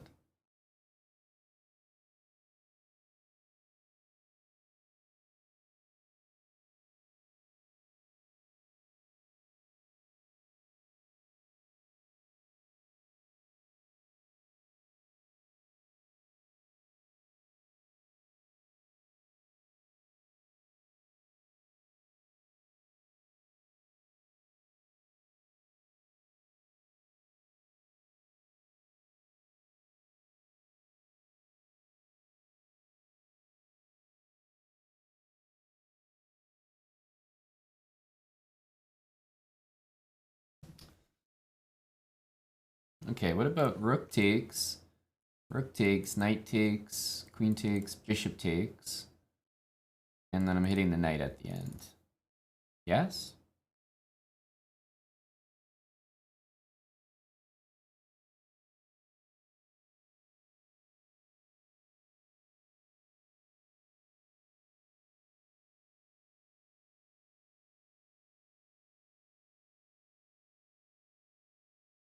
Meanwhile, my solid pawn structure says hello.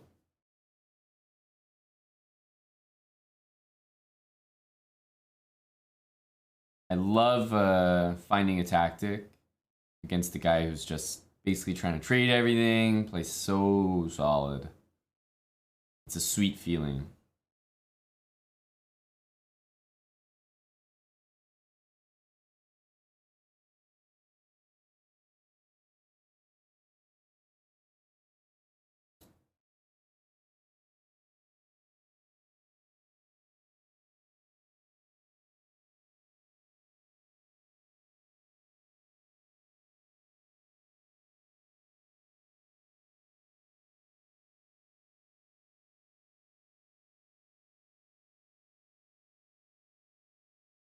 Now d4 is gone.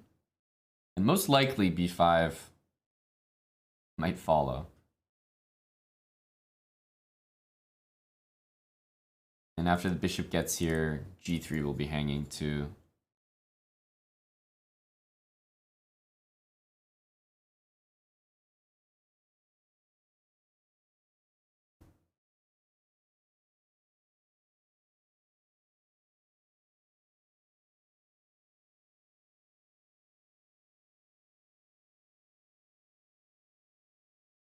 I think I'll go here. I'll go c5 there.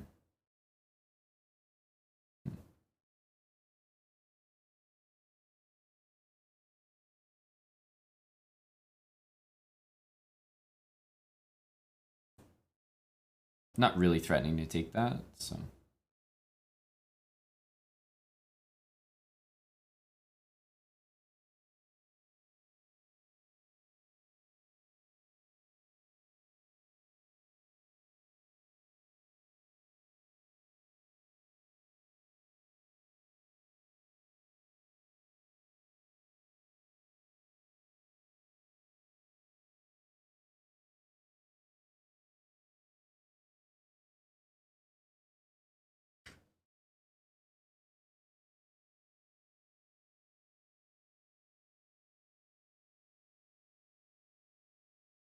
Go e5.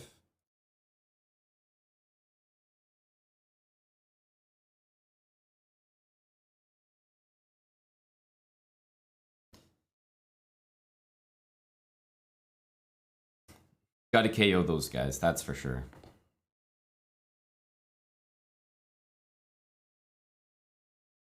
The solid bras. Divide peaks 15 months. Tales from El Cap. Tales from El Cap. Thank you for the sub. Honeypaw 1990, 23 months. Getting close to 2 years.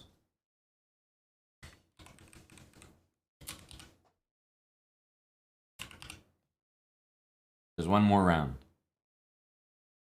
One more round, I believe. Yes. Oh, Hikaru beat Mr. Pranav. Sadness. Sadness.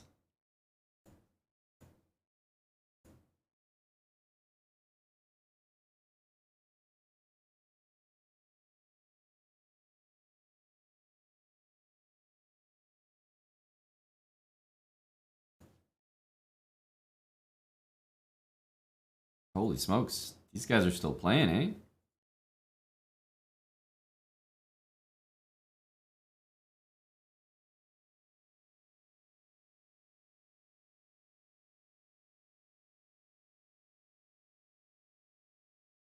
Bishop g7 coming.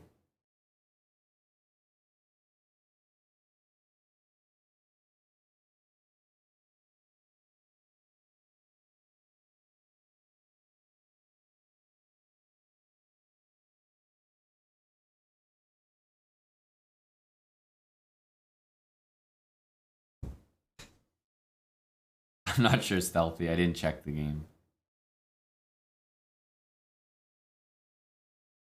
I think this is a Nora on pure set. Okay. We're playing big Max Wolf here. The Kazi 08. Thanks for the 16 months, the Kazi. Grape Nose Boy. Thanks for the sub.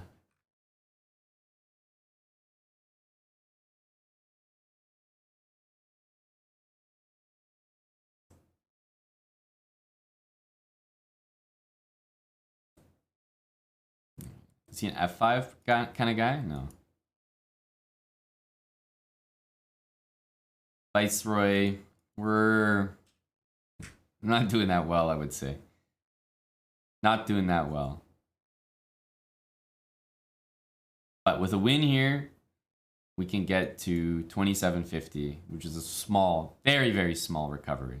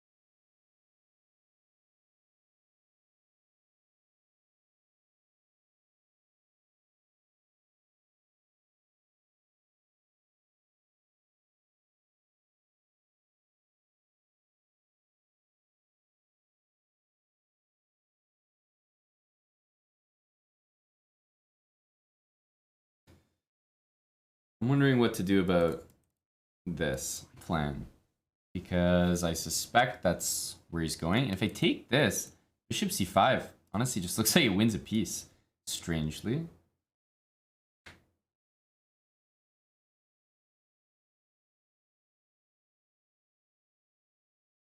So how can we drum up some business here?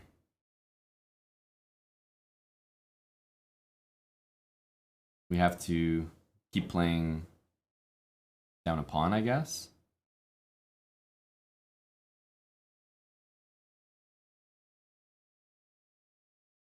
But now we're down a real pawn.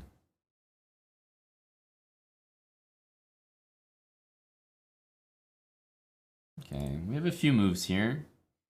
Bishop g5, rook g5 even. Bishop g5 looks sufficient.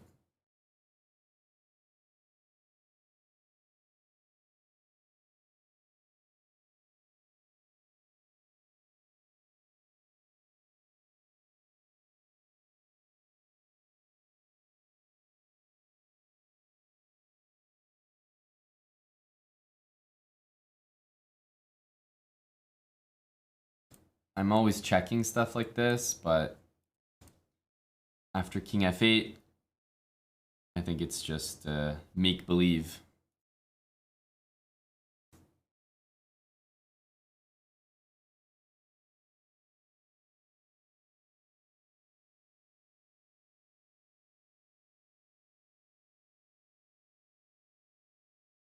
Rook e2 is a move. Like, it's nice to be able to double, so I understand that that's why I played rook e2, but sometimes the rook on e2, you know, when they move the knight to these squares, you want to just be able to play bishop back, and they have d3, so I just don't really know if I like it or not.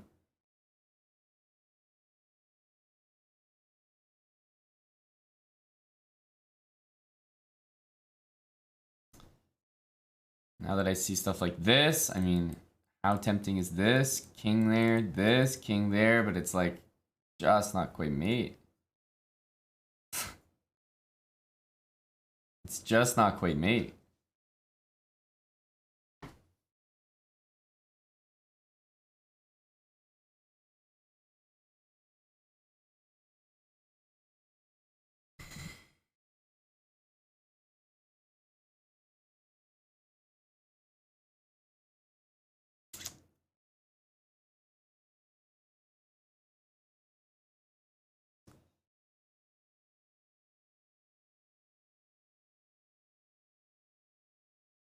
Very annoying.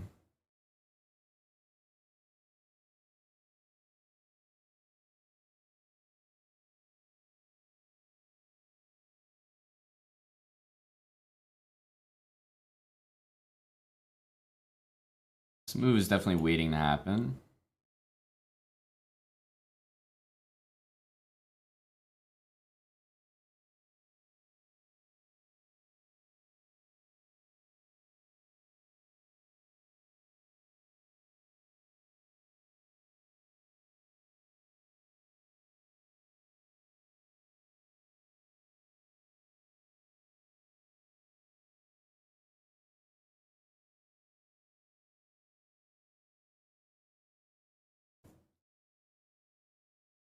Technically, taking that would have been winning, I think.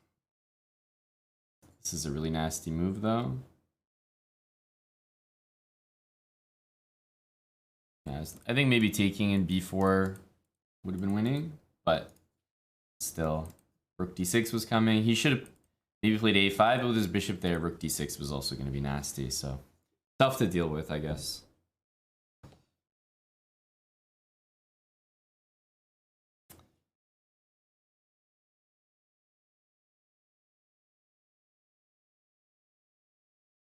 Can Buddy win his piece back against Kamer? Cal Thresh, thanks for the sub, buddy. Appreciate it, Cal.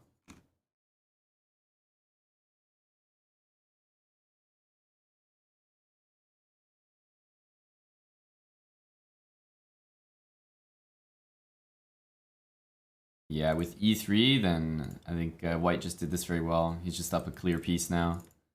If Pranav swindles this, that's too impressive. Too impressive.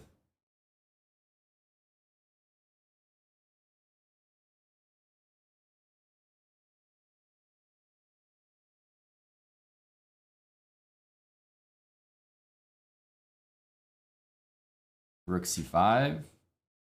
Well, at least he gets a pawn here.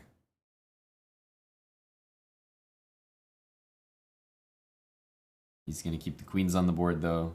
Tricky Buddy.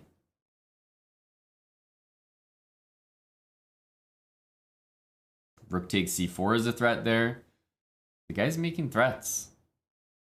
He's at 2 seconds, Kamer. Queen b1 looks tricky. 1 second. This is annoying. He doesn't have a place for his queen there. He would have had to trade. Oh, he dropped his rook.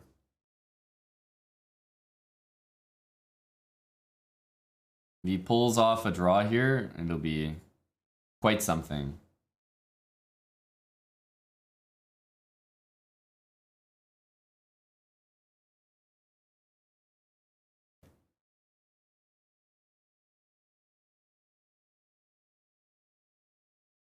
Tough.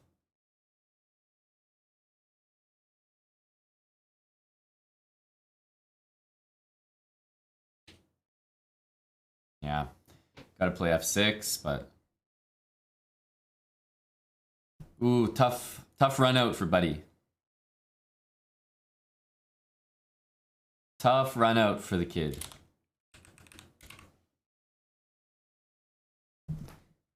You see, this is what I'm saying. Pranav ended the tournament with 8 points.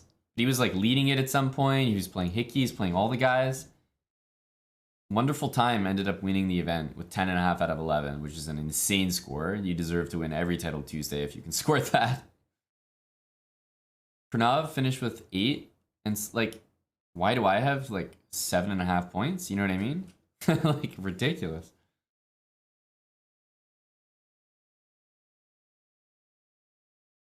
We're definitely gonna have literally the worst tie breaks with 7.5 points, but still. Like, what is this score? This was one of the worst title Tuesdays of my life. We came in 32nd and we tied for what, 26th place? Like, it's like a joke. And then I have some of my great title Tuesdays with some big wins, and it's like, well, actually, you finished top 100. Congrats. No, Bucko, we didn't even get top 25. And I'm glad we didn't, because that would have been too insulting to a top 25 finish. I think these are the final standings. I'm gonna refresh just to be sure.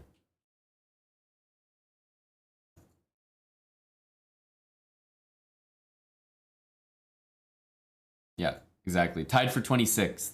Not a top 25 performance. We can't even say that. And it's a good thing because top 25 that's pretty significant.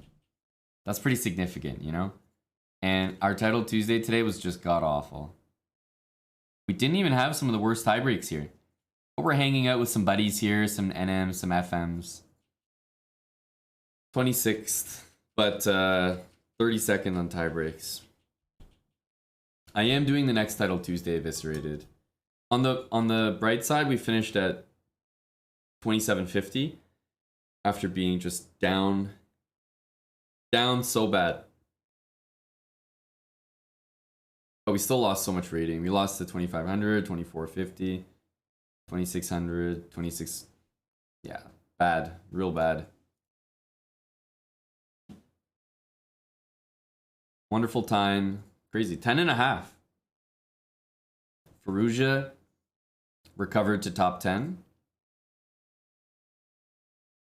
In some ways, this was quite a sweaty title Tuesday, actually. You got guys like Andraken at like 18th place. Oh, Parham played. Parhamov is there. Iranians are. Big P. Do you think he played because Fallujah played like attack bra like at the same time? Because they don't usually play. All of a sudden they're both here. Coincidence? No. I think wolves roam in packs. The Iranian wolves. Yeah. Arham and Fallujah, two similar statures. Yeah. Built very similar.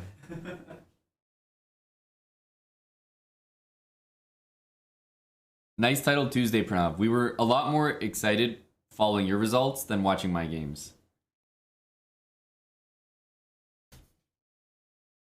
I think Pranav had a bad run out. He lost like last few, maybe 3 out of the last 4 or something. Yeah, oof, feels bad. Some insanely tough opponents though, right? Wonderful Time, who scored 10.5 out of 11. Dubov, who he swindled, we remember that game. And then Hickey and Kamer. GG's, buddy. That's definitely an impressive one. Bucko Bonsai, thank you for the Purple Dildo Award. I definitely, yeah, it's not a ribbon today. I definitely deserve Dildo Award for that performance. Thanks for the support, Bucko. 50, and I'll definitely be back for the late title Tuesday this evening. Probably Pranav will be, it's too late, right, in India? What time is it now? Yeah, it's like 10:42 p.m. So in 4 hours, I'm not sure Pranav's up that late. You will play in the next title Tuesday. Huge confirmation. You heard it here first. It's gonna be like 2 a.m. until like 4 a.m. Buddy Pranav is committing. Fork. That's exciting. I will see you there, Pranav. That's pretty savage behavior. A 2 a.m. to like 4 a.m., 4:30 a.m. title Tuesday. That's exciting.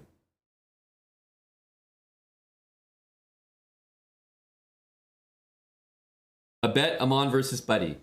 Yes, for sure. Buddy and I will have a bet on who scores more points in title Tuesday. However, just like a real bet, there should be a spread, right? Because Buddy and I don't score... We don't score that similar. So we have to add a spread here, a built-in handicap to give me a chance. What do you guys think to add? Maybe we can ask Buddy himself. What do you usually score in title Tuesday? What's a fair answer? 9 points, 8, 8.5.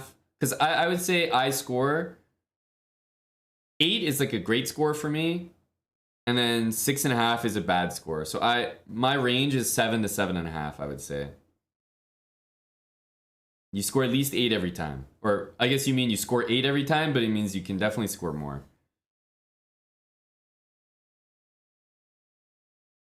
Plus minus 1. It might be 1.5. I think the spread is 1.5.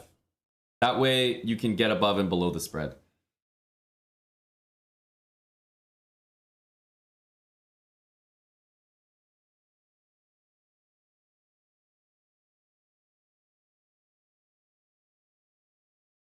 Although to be fair, you can have draws in chess, so you can actually still hit the spread right on. So do you guys like Pranav -1.5 or Hambo Hambo +1.5? I did get 7.5 today, but my goodness, it was disgusting. 1.5 too much. I realized that you can have draws in chess. Because the reason 0.5s are nice is that you can have, like, then you'll never have a push, let's say. In hockey, if you have +1.5, -1.5, goals are only worth 1 point, and you can't have a half-point result. So that's how you can't have a half a goal. But in chess, you can have. So I think we need to use 2 5s. I think the line is 1.25, guys, not +1. It's important we use betting. It's important we use betting language here. 1.25 should be the line. So Hambo 1.25 or Pranav -1.25.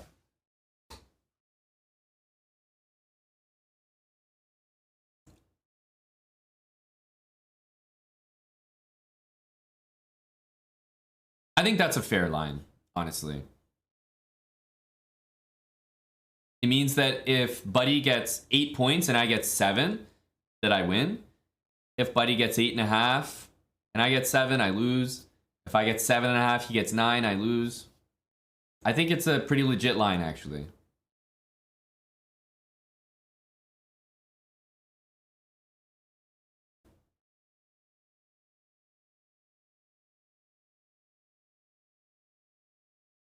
So what's the action? What?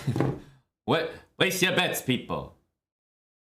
That's correct, Pranav. If you have a 1.5 points or more than my score, then you win. And if I'm within 1.5 points of you, aka 1 point or less, then I win.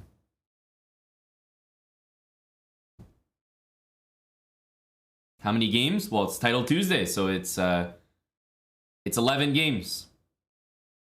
I usually score 7, 7.5. Pranav usually scores 8, 8.5.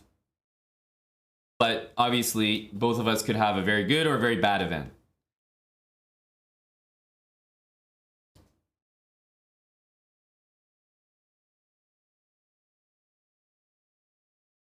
Schoolboy Q, didn't you hear the line? That's exactly what we're doing. The line's 1.25. So there is no such thing as a tie. You can have 1, you can have 1.5, but you can't have 2.25 in chess. The line is +1.25, -1.25.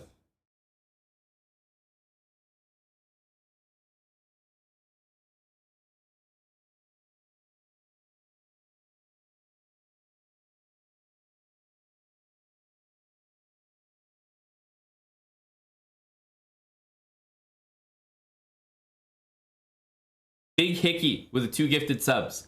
Thank you to Big Hickey. Also a long time resub. We just had Chess Tim hit 7 years resub to the channel, guys. Or as Yasser likes to call him, Chess Timth.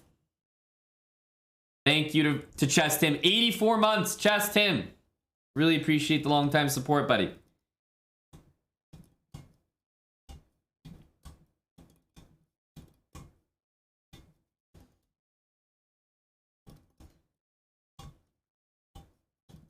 Yeah, 84 months, I know. The big 8-4.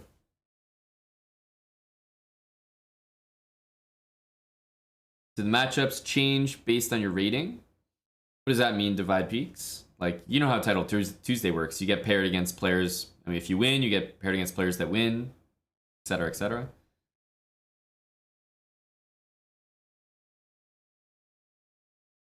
But the +1.25, -1.25 line is about your final score in Title Tuesday between me and Pranav.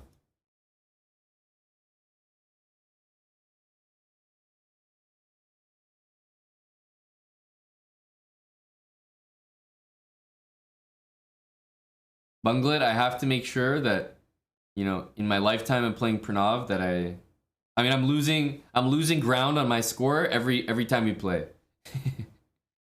But I guess we haven't played in a little bit. But I lose ground every time, so I have to be careful not to play too much, or I'm gonna lose my edge. 6 wicket. Thanks for the 30 months, tier 3. Thanks very much, 6 wicket. I'm not Sandberg, no. I saw that was happening, but I'm not really like super excited about that. I've listened to a few of his things on YouTube, but I mean, it's cool, but I'm not a big fan. Definitely not big enough to go watch in person.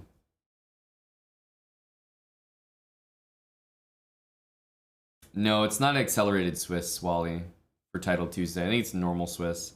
That's why I keep playing 2400s round 1 and keep losing.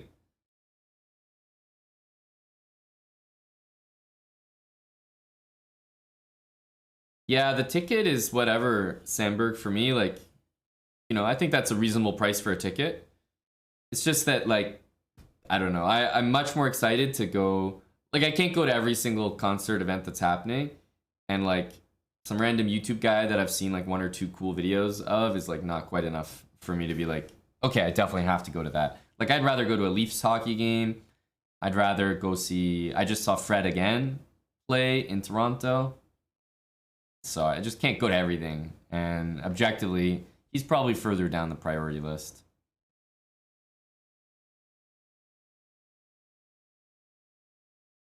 Tien Khan, it's the hardest round for me. The 2400s, dude, they always beat me. Pranav, any secrets, buddy? I'll tell you how my chess boxing is going if you tell me how to beat 2400s. Because I can't do it. I lose to them every time. Always lose round 1. Yeah, boxing is going well. I was there yesterday. I'll probably be there tomorrow. You know, ramping up the amount of times that I'm training. Started at a new gym. Definitely enjoying. There was a little bit of boxing footage in our latest vlog. A little bit. Some of the early stuff.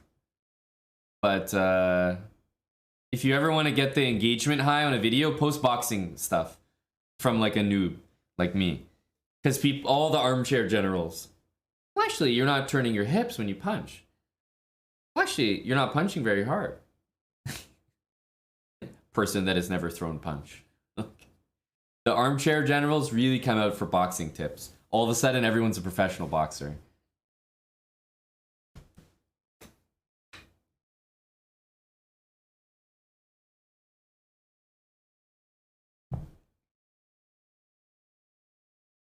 It's a guaranteed engagement. People are so tilted by the boxing, they must comment. 2400's blunder material against you, Pranav? Well, the thing is, I suck, so my games aren't going to be good indicators, but who did I play? I lost to fucking this guy.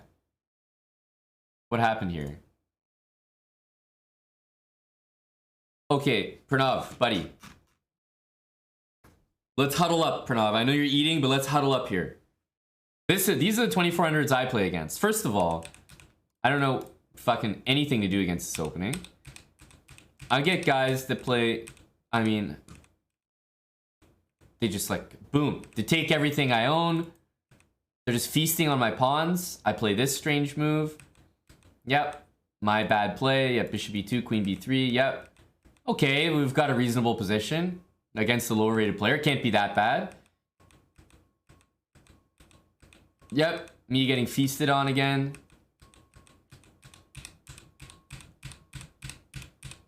No mistakes from the opponent, though. You know, no mistakes. Tough, tough. It's like, fucking, what?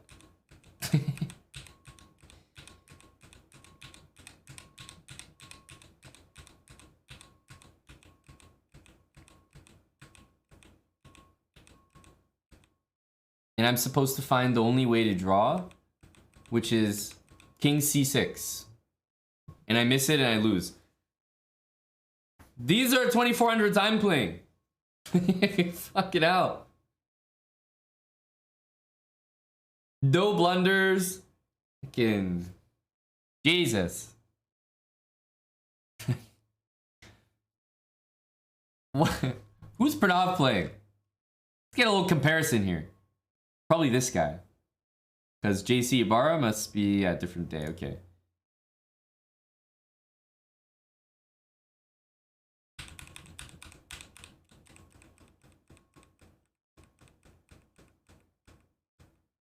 No, but no, but this isn't fair. This isn't fair. My 2400s are tough. Look at this. This is trash. He's 2500. It's not fair. Dude. I have a right to be upset. I have a right to complain. This is ridiculous. And yeah, buddy is having a great time converting this position. Yeah. Wow. Major beast. Yeah, great. 2 connected pass pawns in an endgame. Yeah, real tough for Pranav. Really made him work there. What's the difference? Should I be playing this opening? Should I be changing my flag to India? What's the situation here? What can I do better?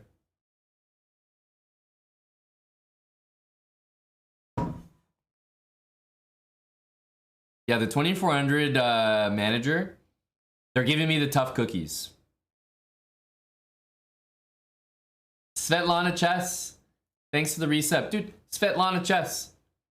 Don't I say this every time you resub? You're resubbing for 48 months. How are you doing this? This is sorcery. Haven't you resubbed 48 months in a row? Like 3 months in a row? I feel like I've called that out like 10 times. 4 years from Force to Draw. Thank you to Svetlana Chess.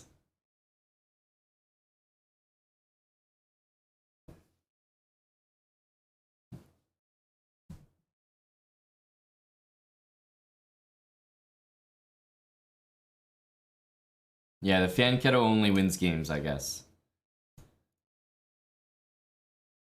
And who else did I have an awful game against? This guy? Oh no, this was the game, this wasn't, oh, it was this one. Oh, I flagged this one. This one wasn't part of Title Tuesday. This one was also depressing. NM's playing well. Oh, dude, my games are so bad. 95 game is disturbing. Pranav, no one would do this against you. I'm just saying, this is because of who I am. White has a fine position here. He plays knight d5 and just sends it for no reason. I'm just up a piece here. But this is the type of stuff people do against me, and then they beat me. Nobody would play knight d5 against Pranav. I can tell you guys for a fact. It just wouldn't happen. White's got a great position.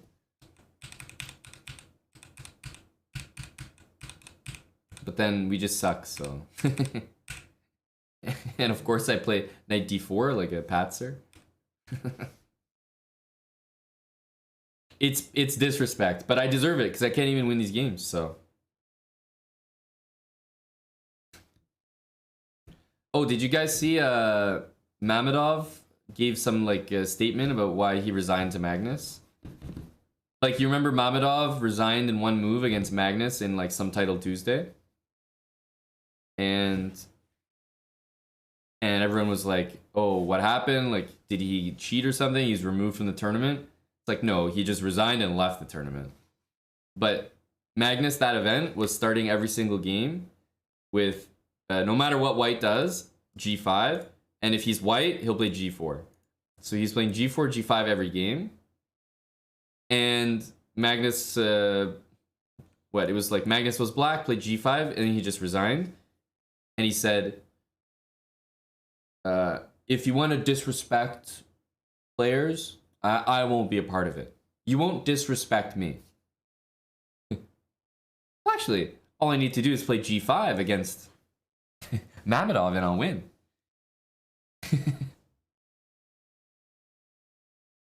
Maybe I should launch the same complaint about this move, knight d5. Knight d5, and I should resign. I should resign after knight d5 and make a statement. Actually, you can't disrespect me by playing knight d5. I'm gonna make a statement, bro. I should have just resigned here. That would have been the power move. And after Mamedov's strong statement of resignation, I think Magnus Carlsen is going to reflect on his actions and perhaps never play g5 again. I think he understands now the gravity of his decision to play g5.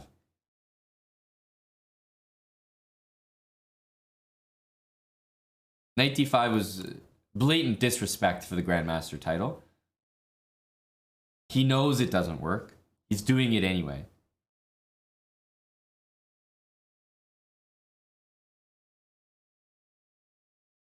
Yep. If we ever play Mamedov, we'll make sure to play g5.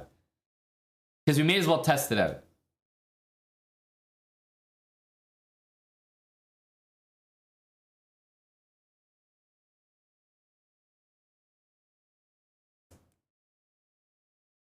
Because it's sort of like when Magnus resigned against Hans.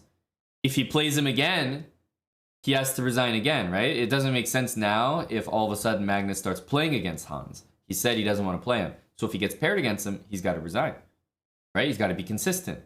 So if you ask me, Mamedov also has to be consistent here. If he faces g5, blatant disrespect. He's got to resign those games. If he doesn't, he's inconsistent. Okay, see you in Title Tuesday, Pranav. I'll be following your score, buddy. You have to finish 1.5 points ahead of me. That's the goal. Good luck. See you then. There's going to be an Untitled Tuesday tonight as well, yes. I'll host that this evening. However, Pranav is going, which means I am going. Pranav and I are going to eat lunch together. Or maybe dinner for him. But I'll be back for Late Title Tuesday, guys. I am going to do Late Title Tuesday. We're going to host our event afterwards. I'm going to go eat food with Pranav now. A midday break. I would keep streaming, but I got to keep bulking, guys. I got to get food in. I think I'm going to get a haircut. So I'll have a haircut by the time I stream again. There you go. All right, but the next Title Tuesday is in what? 3.5 hours? 3.5 hours, okay? I will see you guys then. No, the truth, the sides are crazy. I just want it nice and short for boxing. Don't want to think about it. Nice little touch up. Nothing crazy. See you guys in 3.5 hours. Probably on a little earlier. We have a bet going with Pranav, so obviously I'm going to be extra motivated. Late Title Tuesday, 5 p.m. There's lots of people streaming right now, so I am going to send off the raid.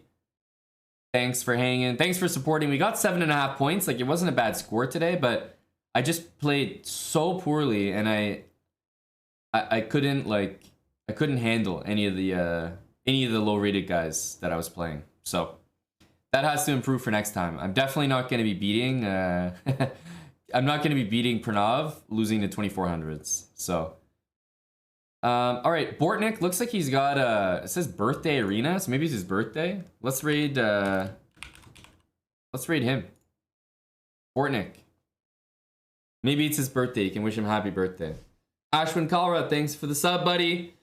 Right here at the end, guys. See you very soon. All right, Late Title Tuesday, and afterwards, of course, we're gonna have our usual chessbrah Title Tuesday.